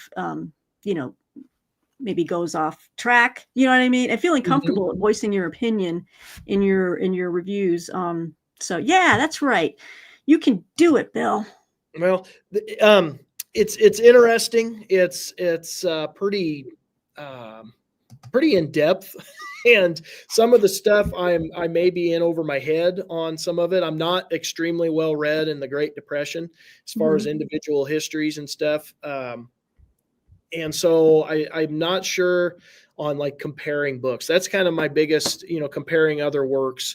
But the author does a phenomenal job. The one thing, I guess I don't know how much I'm supposed to say before a review comes out, but he does a phenomenal job of going through the history of works of history about the Great Depression. And he's back and forth sourcing different things and what these people thought. And I think that's pretty fascinating. And then it's been getting into the banking. And like I said, so I'm over my head a little bit in the finance part of it. But it's interesting. I'm Right. enjoying it, but I am an extremely slow reader, and this does not read very fast. Oh, so very Just because of academic, how right? heavy it is. Yeah. So I'm enjoying it though. Mhm. And hopefully I can get it read and give Steve something that he can use on his open letters review. That's fantastic. Yeah. I will cheer you on. And again, if just I hit me on might, Voxer if you have any questions, or if you're stuck on yeah. something. Well, I might throw a proofread your way if you would be Oh, wanting to do that. I'd be honored. So, okay, so here's my next one that the University of Chicago Press sent me. They were very nice and kind to do that. Yes. Is Inventing the Renaissance by Ada Wow. Palmer. Finished copy, very, very nice. Look at you. Pretty thick book. And I believe if you guys are on his Storathon Discord, I think we maybe John David and I had kind of sent some messages back and forth. This might be something we might try to get a big buddy read buddy read going on his Storathon for this. All right. Can you give us a little bit more about what that, because it says the myth of a golden age. And so I'm just trying to guess what it might be.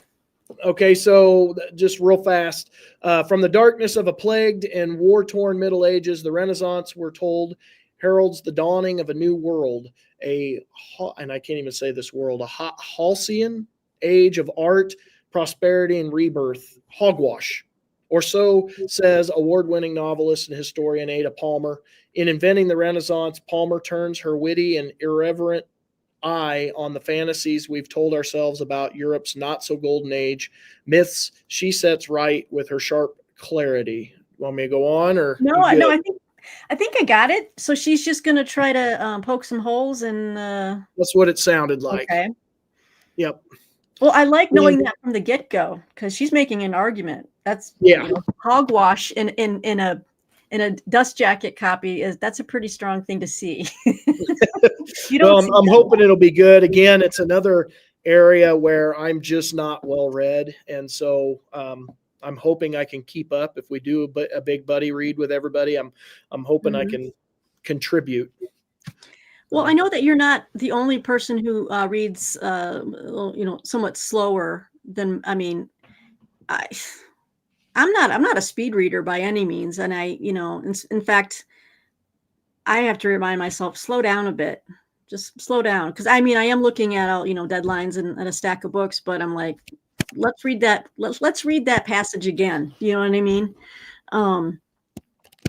But if this is of any consolation, I want to say consolation, or maybe encouragement, is that the vast majority of people like writing reviews for online publications, at least this is from my experience, this is me speaking from my empirical experience, they're not all PhD academics. Okay. They're people with day jobs, but who like to read and can honestly tell you as a general reader if this book is good or bad. I mean, it's just and why. And so it's not like you have to go and analyze every footnote, and act like you're you have a master's degree in Renaissance studies. That doesn't qualify you, because they want the general public to read these books, right? So you need to have the feedback from the general public. Like, well, this part really kind of spoke to me, but I would have liked more examples, or things like this. I mean, just you can speak generally, whether the pace did it slow down? Was it too academic? Was it, these are things that, we're just all regular people, providing our opinions. So don't feel like you have to be, I don't have a PhD on some of the things I'm reading. But guess what? I'm reviewing them. People are sending me stuff to review. So there's a need. There's people want your opinion. So. Look at that. I'm good. I'm glad to know that I'm not the only one out there, Lou. I read very slowly. Yes. And I know part of it is, like Steve Donahue talks about it on his channel when he talks about people read in their head, like they vocalize in their head. And I Oh, very much, self-vocalization or something? yeah, whatever the jargon word Mhm. is, I do that, and I know it slows me down, but it's also what keeps me focused because I have tendency to squirrel. You know what I mean? So, Right. um, and hey, speaking of that, let me bring up another thing that I was gonna probably, or did I talk about it on my videos? I may have already talked about it. I can't remember. Bring it up.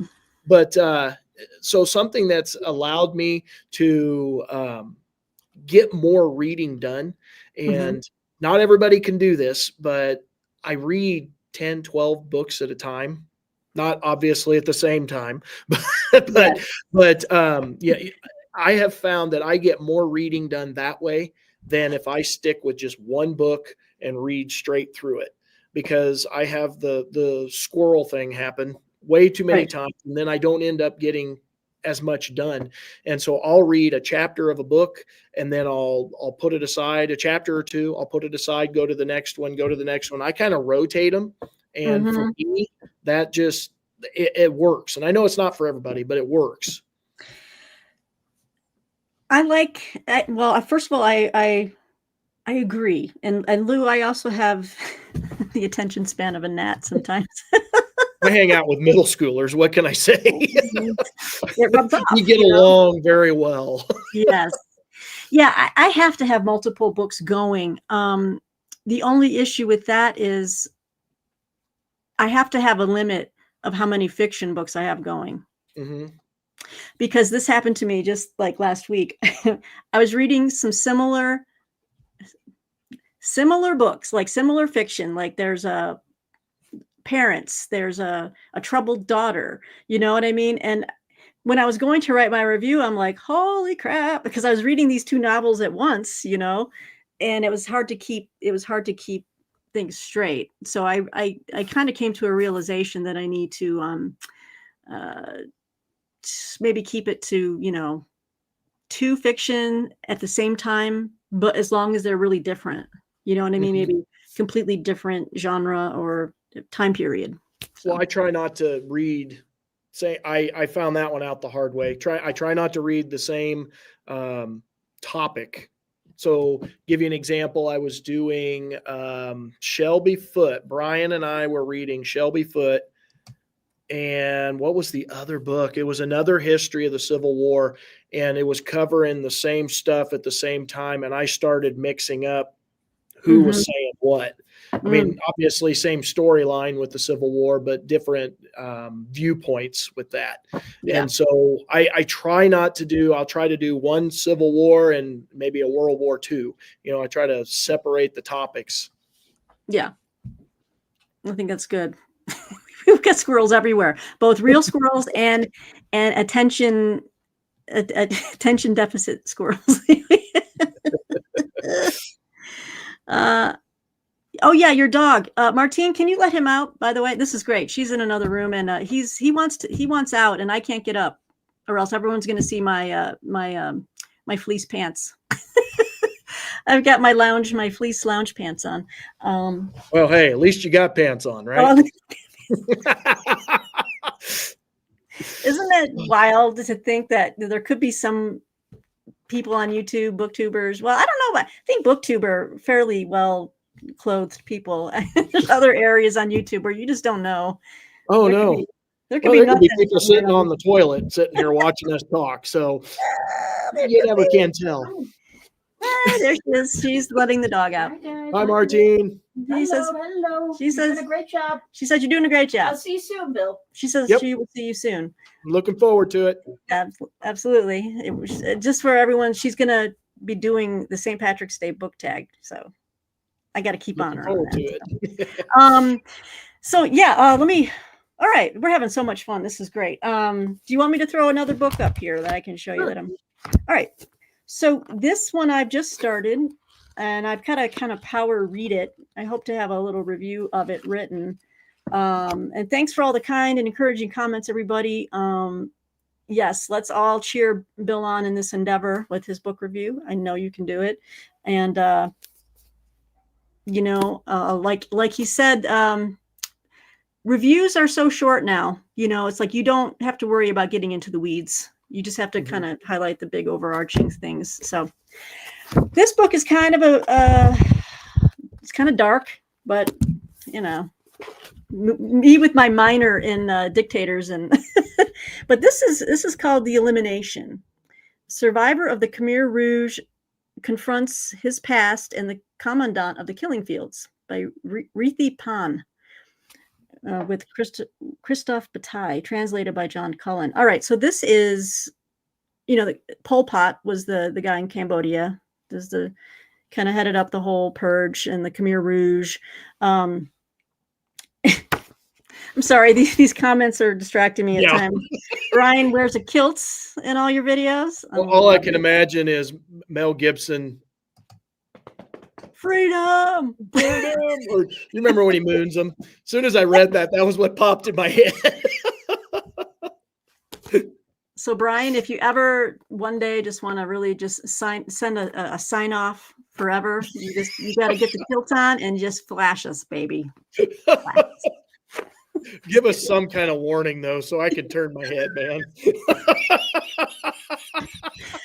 It's like trigger warning in 5, 4, 3. No. Oh man. Yeah, this book is coming out April 15th.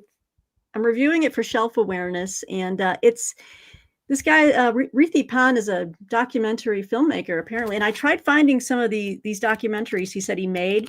They're mostly in French. Again, that damned language. Sorry, favorite. No offense to all the French, Francophiles out there, but he did some documentaries on the prisons where they tortured a lot of the people, and they all ended up executing them. The Khmer Rouge was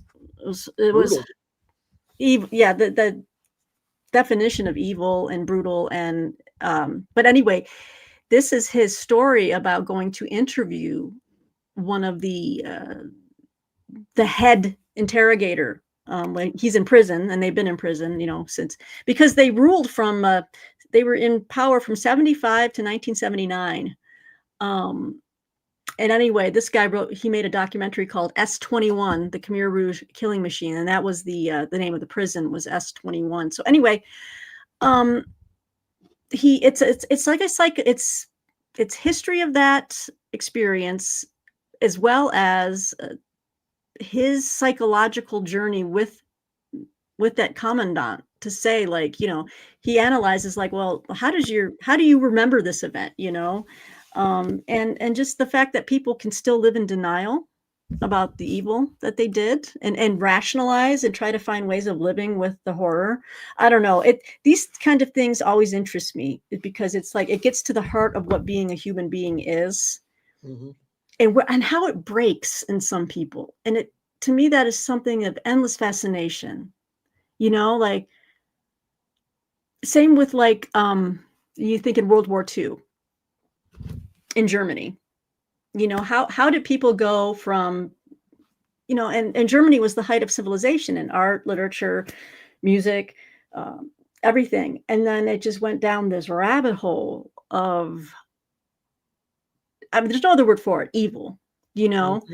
And what broke in people's minds, or did something break, or did they create these massive rationalizations that allowed them to do the bad things that they were doing, the evil things that they were doing? So it's just a niche interest of mine. It's just like, how do people do these things, and then how do they talk about it afterwards? So far, it's already got its hooks into me. I'm going to be reading this heavily this weekend. So that's another book I'm working on right now. That's another area where I have a giant gaping hole in my history knowledge. Like, I've heard of it, but I have never read anything on it. Every time I think about stuff like that, I think of, do you remember Todd's bursting bookcase? Yes, Todd. I haven't seen him forever. I don't know. All right. Yeah, I don't know, what happened or anything. I haven't seen him forever. But anyway, he had the most excellent history section, and he had books on all of those dictators and the I'll just say the evil regimes of the 1900s. Mhm. I was envious of his book collection, and so I Yeah. would love to be able to pick up a bunch of those titles and just learn more, because I Yeah. am a blank slate when it comes to that. Yeah, well, they're not, it's not easy stuff to read, that's for sure.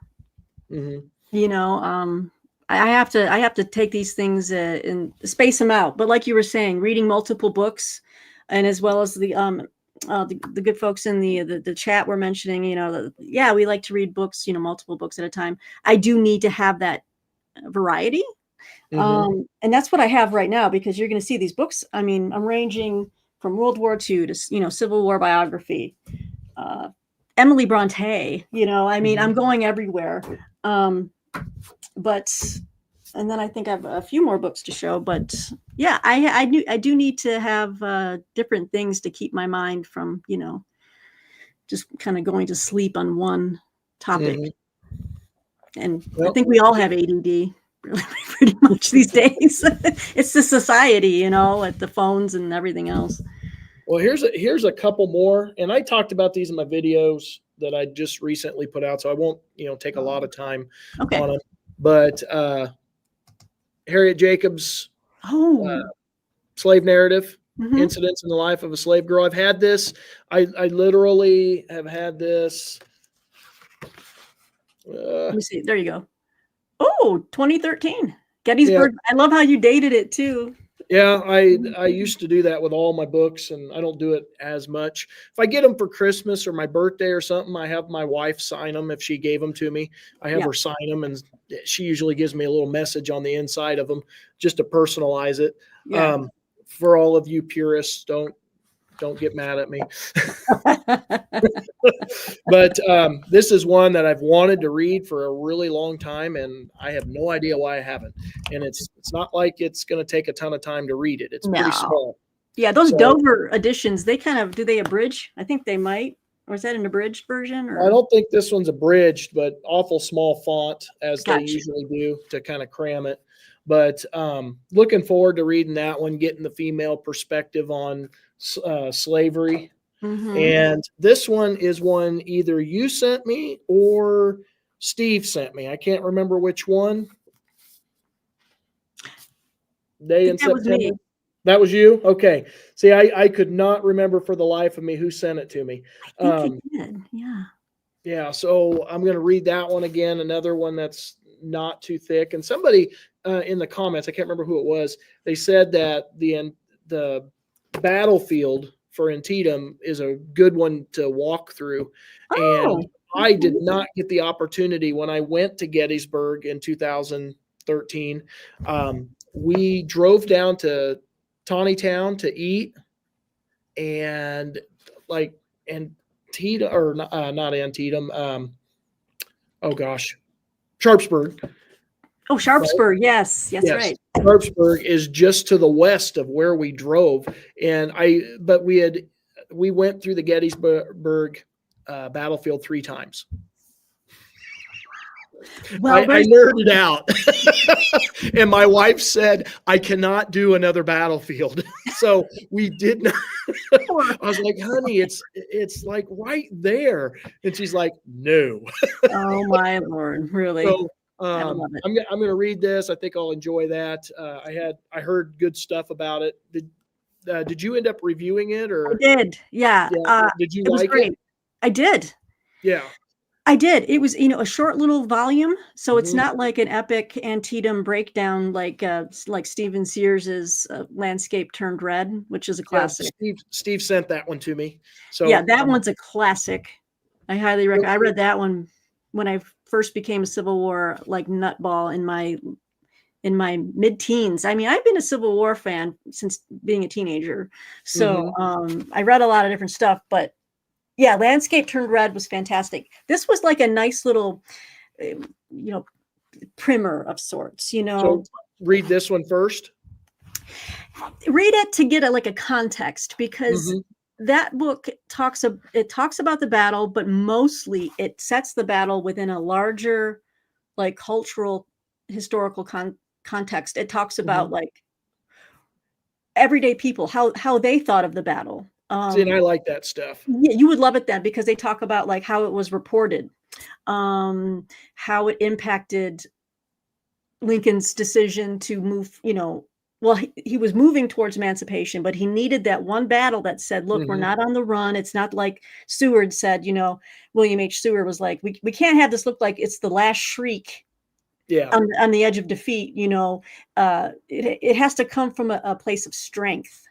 Mhm. And so when they won that, although Antietam was, Kinda tie. Antietam, it was Blame really, McClellan. Blame oh, McClellan. don't get me started on him. That That was guy. his fault. Oh, and Could have ended it all right there. yeah, let me tell you what. I think it was Stephen Sears's biography of McClellan was the Mhm. best. I think it was called Little Napoleon, Mhm. and that says it all right there. Yes, it does. So I have that book somewhere as in the hardcover first edition. It was a fantastic, but it was a hard read because he frustrated me so much. He was Mhm. such an egotistical, Yes. you know what? Yes. I mean, and he showed such flagrant disrespect to President Lincoln, making Mhm. him wait in his parlor. Yeah. Remember that scene where he just Oh, walked in the yes. door and walked Yep. right by him and went up to bed? And Lincoln's got, of course, I'm a huge Lincoln fan, but Yeah. he's got so much going for him when, he's got everybody fire him. They're telling him, fire him. And Lincoln's like, nope, I'm not Yeah. going to fire him. I'll hold his horse for him if he'll just go fight. So I don't know. Mm, He had mm. a lot of patience. He Gave a had lot of chances. patience, which is a quality a lot of us don't have anymore. Yeah, so I think you'll enjoy it because it will put it in more of a broader context about just how the battle Mhm. impacted society. So, and this nice quote here or comment from Z. I hope you do more live streams. Love your discussion, Bill. I wouldn't mind making this more of a regular thing. If we want to do this every I couple of am weeks, I'm game down for for it. that. Are you? Yes, and I asked you, was it yesterday I asked you, right? Yeah, yeah. And we just made this happen like that.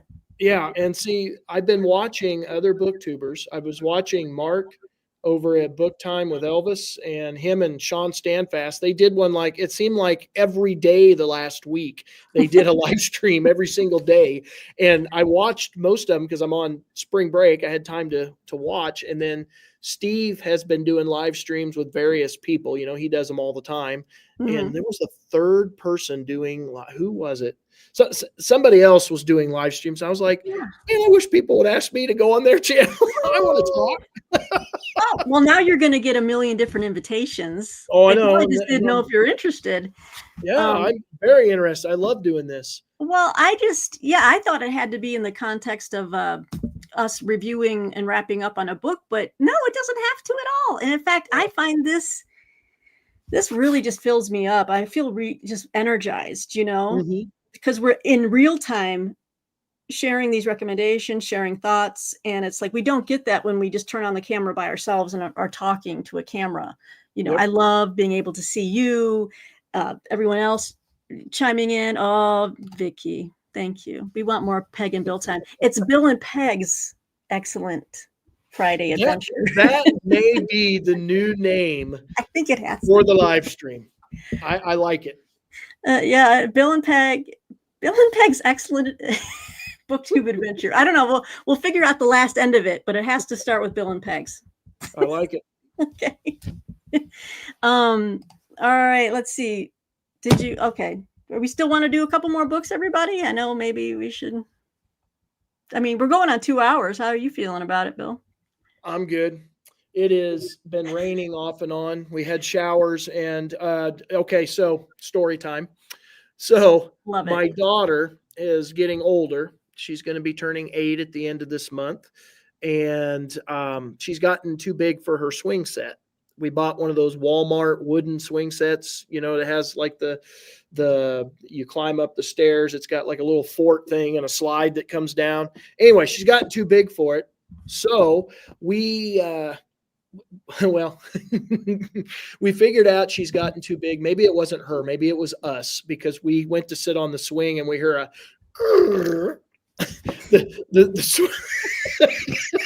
the swing's in good condition, but not for fat guys like me. Okay, let's just keep it at that. That you're a fully Fat grown guy adult. on a little swing. So we went and we went shopping and bought her a new swing set. And this thing, like the old one, I could like literally lean on it like this. It was about this high, and I'm not that tall. Uh-huh. The new one is 9.5 feet tall, Oh, wow. all metal.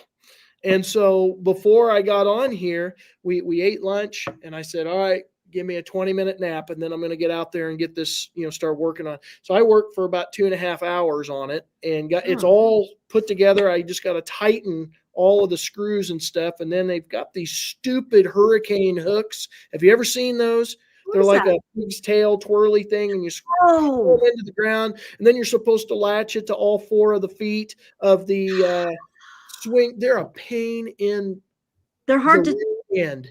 Yeah. And so it's been raining. It might end up being my excuse to not finish the project till tomorrow. Well, I might tighten all the bolts tomorrow. There you go.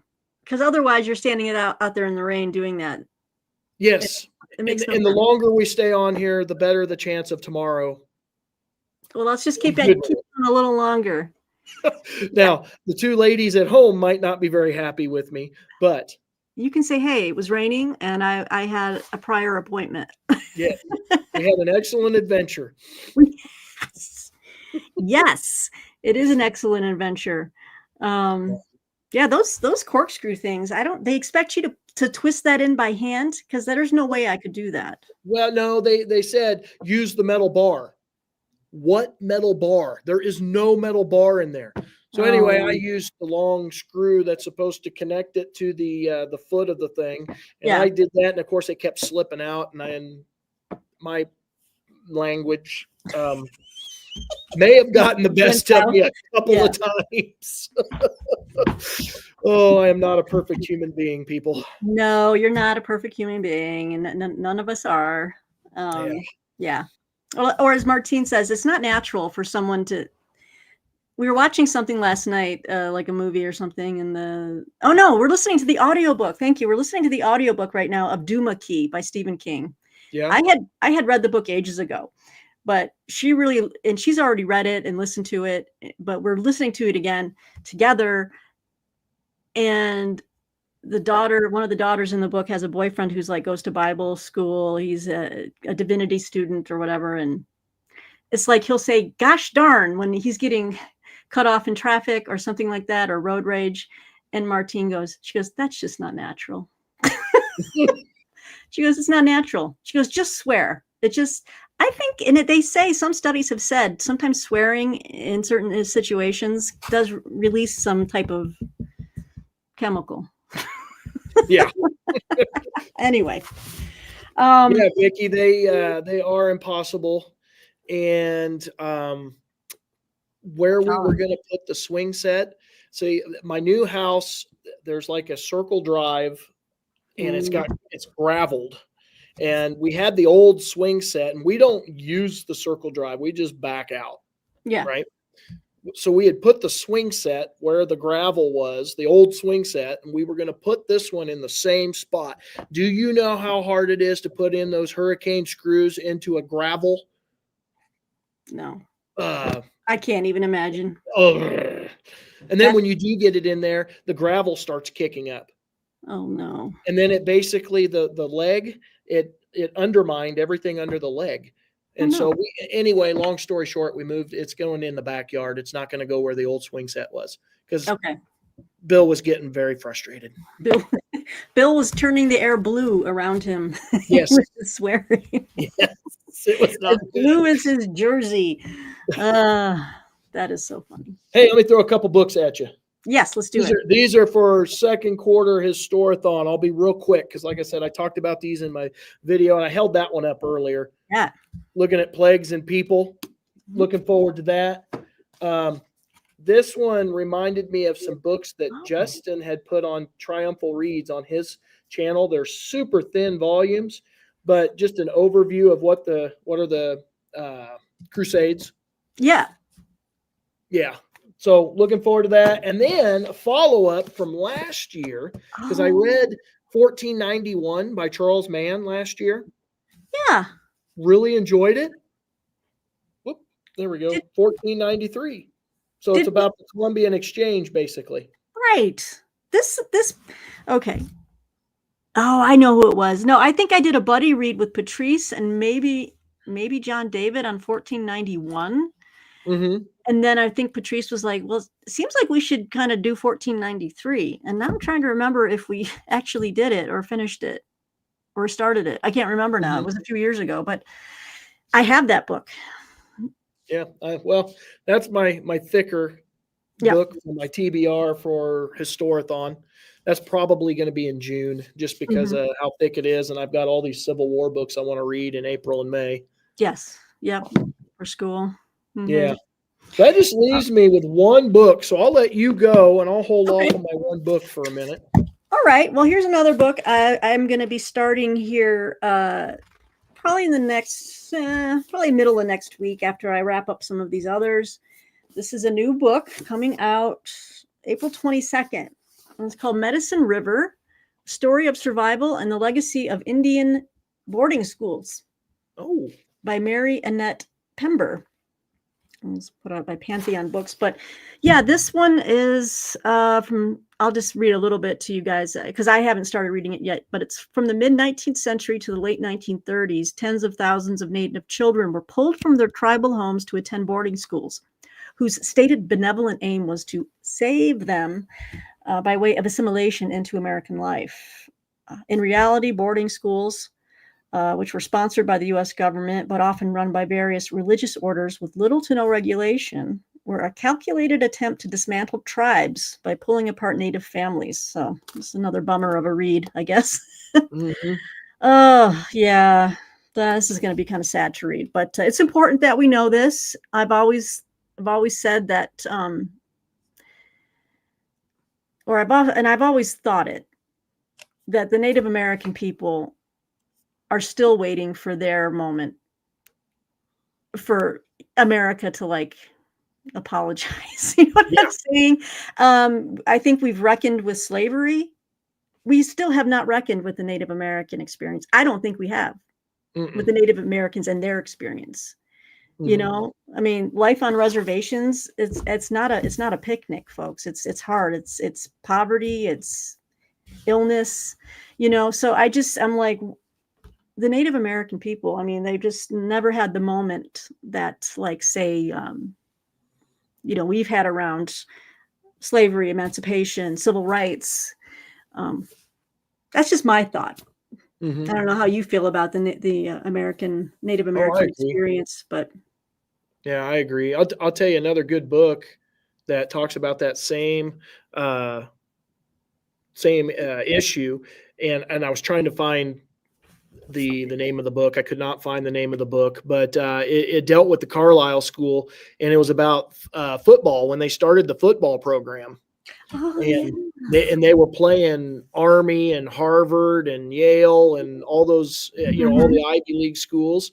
And that was a fascinating read. I read that last year, maybe 2 years ago. I can't remember. But the football coach I work with let me borrow his copy and said it was excellent. And it was very, very interesting to see what they had to overcome. And it talked about like Jim Thorpe and, you know, some of the other big names. That's the only one I recognized personally, but they had some other people they highlighted.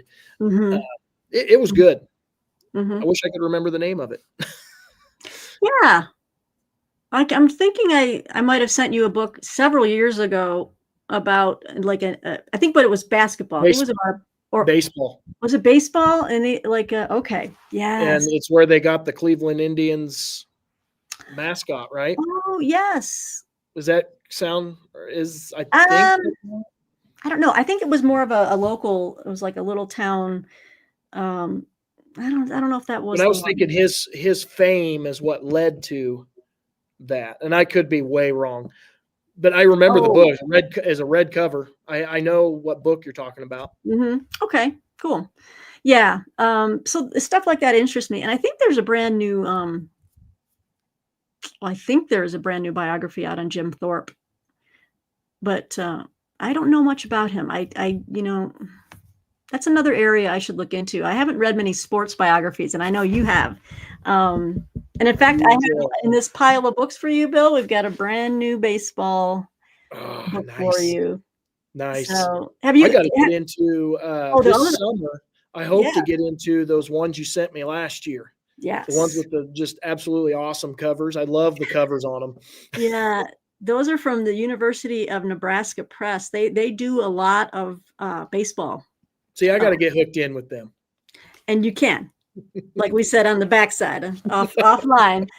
I got some contacts there. I could point you over. That would be awesome. Yes. All right. Yes. So, hey, excellent segue into my last book that I had. Crazy. So this one was sent to me from Todd's Booktube from up in Michigan. Oh yeah, Todd. I think he's in there. Yeah, he was in the chat earlier. I don't know if he's still. Yeah.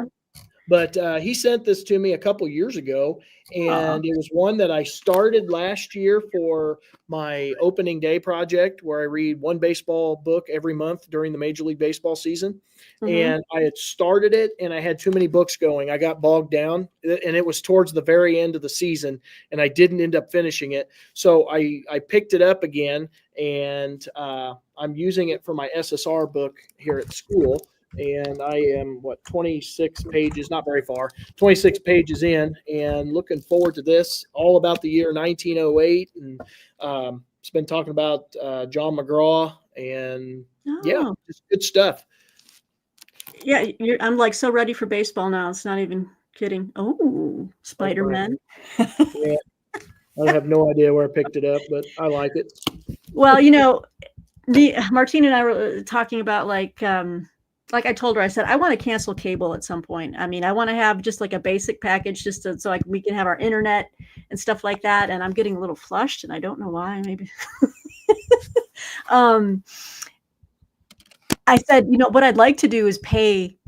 I would like to be able to watch almost every Detroit Tiger game. Like I really want to like do a whole season of like following one team, my team. And so she's like, well, could look at that MLB package, right? It's like $60 or something, and you can get it on streaming, and you can get those specific games. So I think I might do that because, we're trying to avoid watching news and things like this. And we're trying to find different things to watch, and it's depressing watching the news. I don't, it's terrible because, sorry, not to interrupt, but no, like you're good. As a social studies teacher, I need to be watching the news. Totally get it. But at the same time, it puts me in a funk, and I don't like that. And I would rather be reading or playing with my kid or sitting here talking to you than watching all the depressing stuff that I absolutely have no control over. That's the worst part. Amen, Bill. I know it, because it's a helpless feeling, and all it does is it bring you down. So you're aware of it, but it's like, what can I do? Well, I know one thing. I know like you can go out and join a group, or go to the Capitol, and people are doing those type of things, and we might do that too in early April. But anyway, I was just like, I'd rather just be able to watch some baseball. You can, how you were saying, like you're looking at your bookcases, kind of like it's like brings down your blood pressure. The sound of a baseball game on the TV is just, to me, I immediately go into Zen state, because it's just so peaceful. It's like, it's just like, and the count is 0-2, and I mean, everything is just like, it's so soothing. I have always said not only the sound, but the sight of the diamond is one of the most, a well-kept field is one of the most beautiful sights ever. When I was coaching high school baseball, I was the assistant. The head coach was extremely anal about the field. Mhm. We got several years where the state of Iowa, the Coaches Association gave us special. They give out a special award for the best field in, for each quarter of the state, and we won that award several different times. Wow. And he was always very meticulous about everything. And I absolutely love the sight, the smell, and like Mhm. you said, the sound of being at the ballpark. I love it. Yeah. It's fantastic. We went Sound of the to ball, the bat hitting the ball. Oh, it's awesome. oh, I you don't get any argument from me on that one. We went to a Mhm. Rockies game last year. Um, it's more of the hassle is just finding parking and then walking all the way up to the Mhm. stadium and all that stuff. But once you're in the seat, and we had this beautiful, we were kind of like an upper deck, a little bit to the right behind home plate. So, and we had this beautiful view of when they hit the ball. We knew immediately, is that one going out? Is Mhm. that one going in? You know what I That's mean? It was, awesome. yeah, it was just gorgeous. It was amazing. So, yeah. I got the Mm, opportunity to go to that ballpark and tour it a few years oh, ago. I don't remember uh, if I told you that. no, It was when I went out and saw, and we met up at the, the second in Charles. yes, Yes. I got to tour, Coors is it Field. Coors Field? Yeah, Yeah. I couldn't remember if they had changed their name. So many ballparks have changed their names. they Uh, have. Yeah, .com, whatever. I know. But Everything's got a corporate name now. the sad part was when we were looking out, you're supposed to, when you're in the outfield and you're looking out, when the outfield, I think, and you got the purple line across into the purple line that shows the mile high mark. Am I Yes. off? Is that right? Yeah. Trying to remember that. But there was so many forest fires, it was hazy and you couldn't see the mountains. And they said, Yeah. and they were all apologetic, like, we're so sorry, that's supposed to be a beautiful view and you Yeah. can't see it. Yeah, So that sucks. is that better now? Yes, yes. We haven't had, knock on wood, we haven't had any of those raging wildfires. We're hoping, hopefully not this summer either. Um, Yeah. but last summer when we went, it was like the sun was starting to set. So it was like an evening game, but it was still very sunny when we got there. But I got to watch like the sun going down and you can see the mountains. Mm-hmm. And it really was quite the view.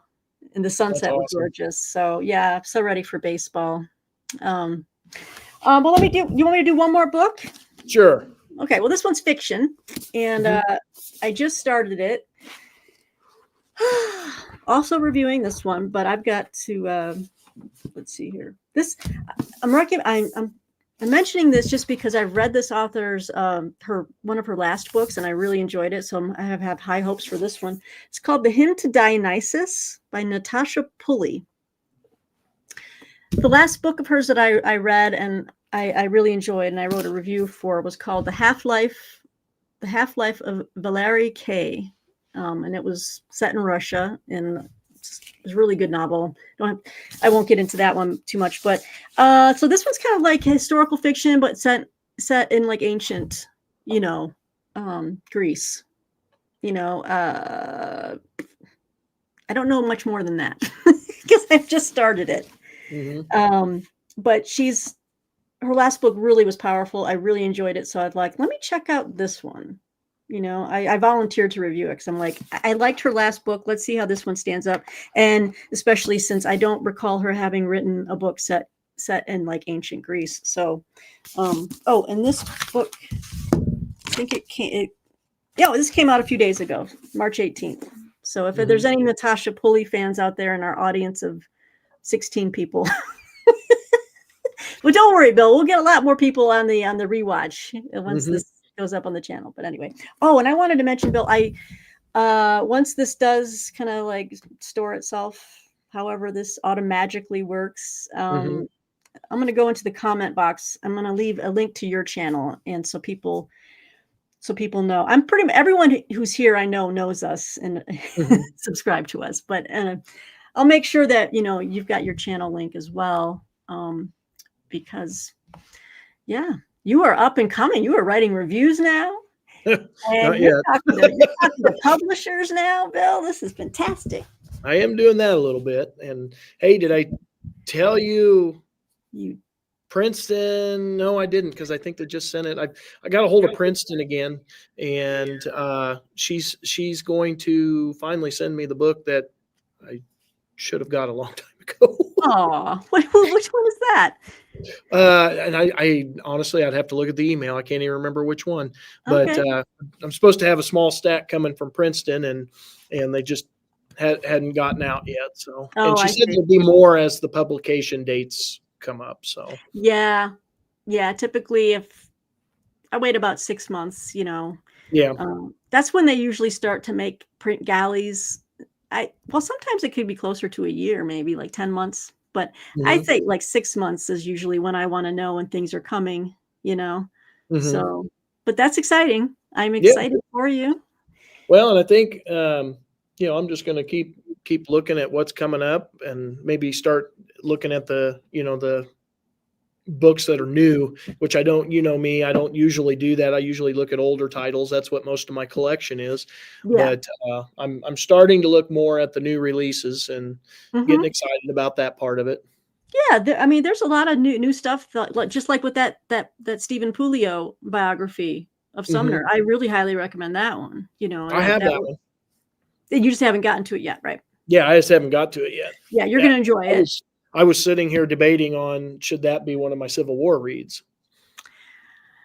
You will really come away with a new appreciation, I think, for Charles Sumner, especially the courage that man had. I mean, people don't understand how badly he was damaged by that caning from Well, and Preston Wood.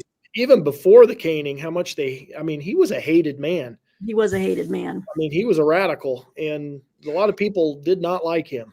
Hmm. They didn't, because he took the concept of all men are created equal to its logical conclusion, which is, why are we enslaving people? Yeah, We're all God's creatures. And, to us, that doesn't seem like a radical statement, but back then, in a very, very radical. very radical, being it was a very, it was a society that, believed in the supremacy of the white race above all the Hmm. others, whether it was Black or Chinese or Asian or whatever, Native American. Um, so for him to take it to say, look, I accept that, this enslaved person is my equal, free him, teach him, give him the tools, him and her, Hmm. him and her, you know what I mean? But he was a courageous guy, to speak the truth, in the face of such, virulent hatred, Well, because yeah, it like wasn't. you said. Well, during that caning, something I was reading out of that Lincoln book was in that chapter on the caning, when that was happening and when they tried to help him, the couple that did, like Stephen Douglass just sat and watched it. They I don't called to him and said, "Hey, come help us get this guy out of here," and he did not move. And I thought, wow. I mean, he's one of the big names of the time period, one of the leaders, and Mhm. he didn't even flinch. I never had a high opinion of Stephen Douglass. Me People, neither. I never did. And even before I learned about that, it's just like, I never did, because he's kind of like your sleazy politician. And he's the one that came up with the Kansas-Nebraska Act, correct? And that's Correct. what really kicked in the Civil Hmm. War. Really kind of started. It was a full on, like, this is happening now, once he came Yep. up with that, because that's what lit a fire under Lincoln, right? He was Yep. pissed. That's what brought him Excuse back my into language, politics. but yeah, he's like, this can't stand. You're overturning this compromise that took years to work out, and just like Hmm. that, you're going to say popular sovereignty. Hmm. What Well, kind of BS? I think Douglas's only redeeming factor was there's two instances where he kind of redeems himself a little bit Okay. when Lincoln's doing his inaugural address and he has nowhere to put his hat. Oh, And Stephen Douglas says, "Here, I'll hold it for you." And I know that doesn't sound like a lot, but when you talk about men and their egos, that was a big gesture. And it then was. the other one where he told Lincoln um, that the Union can't split, and he went on the campaign trail to basically tell the South, get with the program. And Yeah. that was right before Sumter. And of course, he's gonna end up drinking himself to death uh, Yeah. during that campaign to try to prevent the Civil War. Yes. Well, now that you're actually like pointing out, yeah, I mean, he had a redeeming factor there, which was, a nice act. I'm trying to remember the book I just recently read. I think it was Lincoln's Peace. Have you heard about that new book out, Lincoln's Peace by Michael Vorenberg or something? Mm-mm. Okay, well, it might be in that stack I have for you too. But I guess once Lincoln got, elected, and then he was starting to, because Douglas died early in the Civil War. Yep. 62, I think, maybe. Yeah, I'd have to double check the date, but it's pretty early. But I think he did, at Lincoln's invitation, he visited him at the White House, and they talked about ways of how do we handle it? Like, how do we keep some of the border states from leaving? You know what I mean? June 3rd, 1861. Oh shit! He didn't even get to 62. Excuse me. Yeah. I swore. Oh, fiddlesticks. So 61. Yeah, he didn't even. So I think he was talking to Lincoln at that time about how he could toe the line with those pesky border states. Was it Kentucky, Missouri, Maryland, Delaware? I don't know. Delaware. But yeah, but that was a tricky time because I think Lincoln could have been more outspoken about, look, slavery doesn't belong in our country, period. Full stop.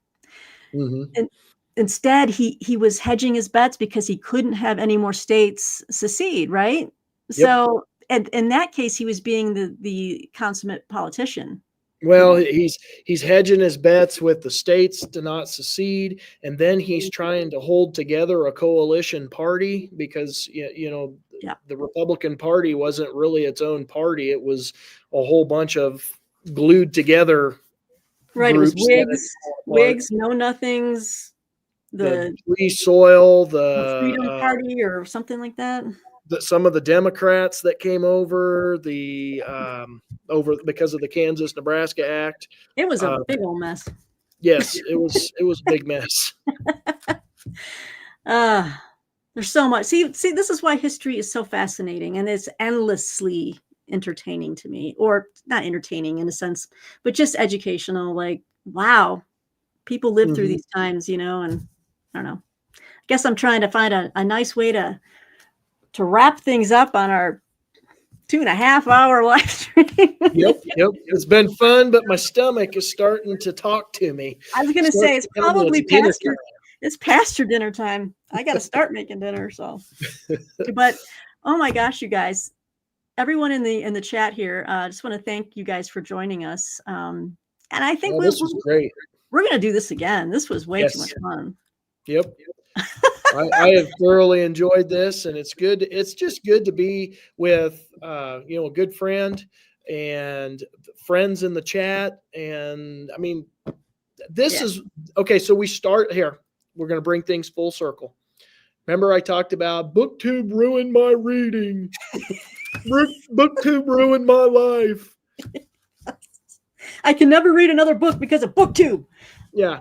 This is why I do booktube. This right here.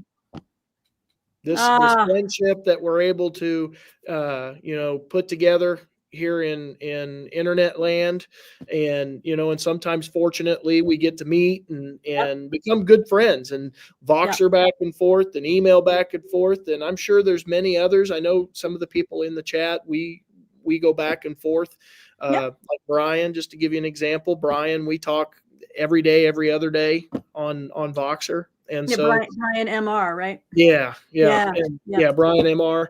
And so, just these friendships that we create. This is why we do this, BookTube. That's right. I couldn't have said it better. So that is exactly correct. Who said that? BookTube, better than a book club? It certainly can be when we do things like this. I don't know why it took us this long to figure this out, Bill, that we could have had these little impromptu just chats. Maybe I was worried that I wouldn't have a lot to talk about, but apparently the floodgates opened when I'm talking with you about history. We got a lot. Hey, and you know what? We didn't even get to the Seinfeld edition of this where we talk about nothing. We actually had something to talk about. We So had a lot of we can keep something. going. We got like 5 more hours of talking about nothing. Oh my God. I But we're know. going to save it for another day. We're going to save it for another day. We're going to figure out the frequency because I know your spring break is ending. So, I don't know what your schedule will be once you're back for the summer, Yeah, but it would probably have to be like a Saturday or Sunday thing. yeah, but maybe a couple times a month, if we're able to. If it's a I'm good busy with it. month, once a month or whatever works out. But Yeah. I would love it. Yes, I'm on board. Okay. Well, again, thanks everybody in BookTube land for joining us for Bill and See you. Peg's excellent adventure. Yes. We'll be back again real soon. So just have a great weekend. And I'll let you close it out if you want to say goodbye. Yeah. So We'll just BookTube, wave. until next time, happy reading.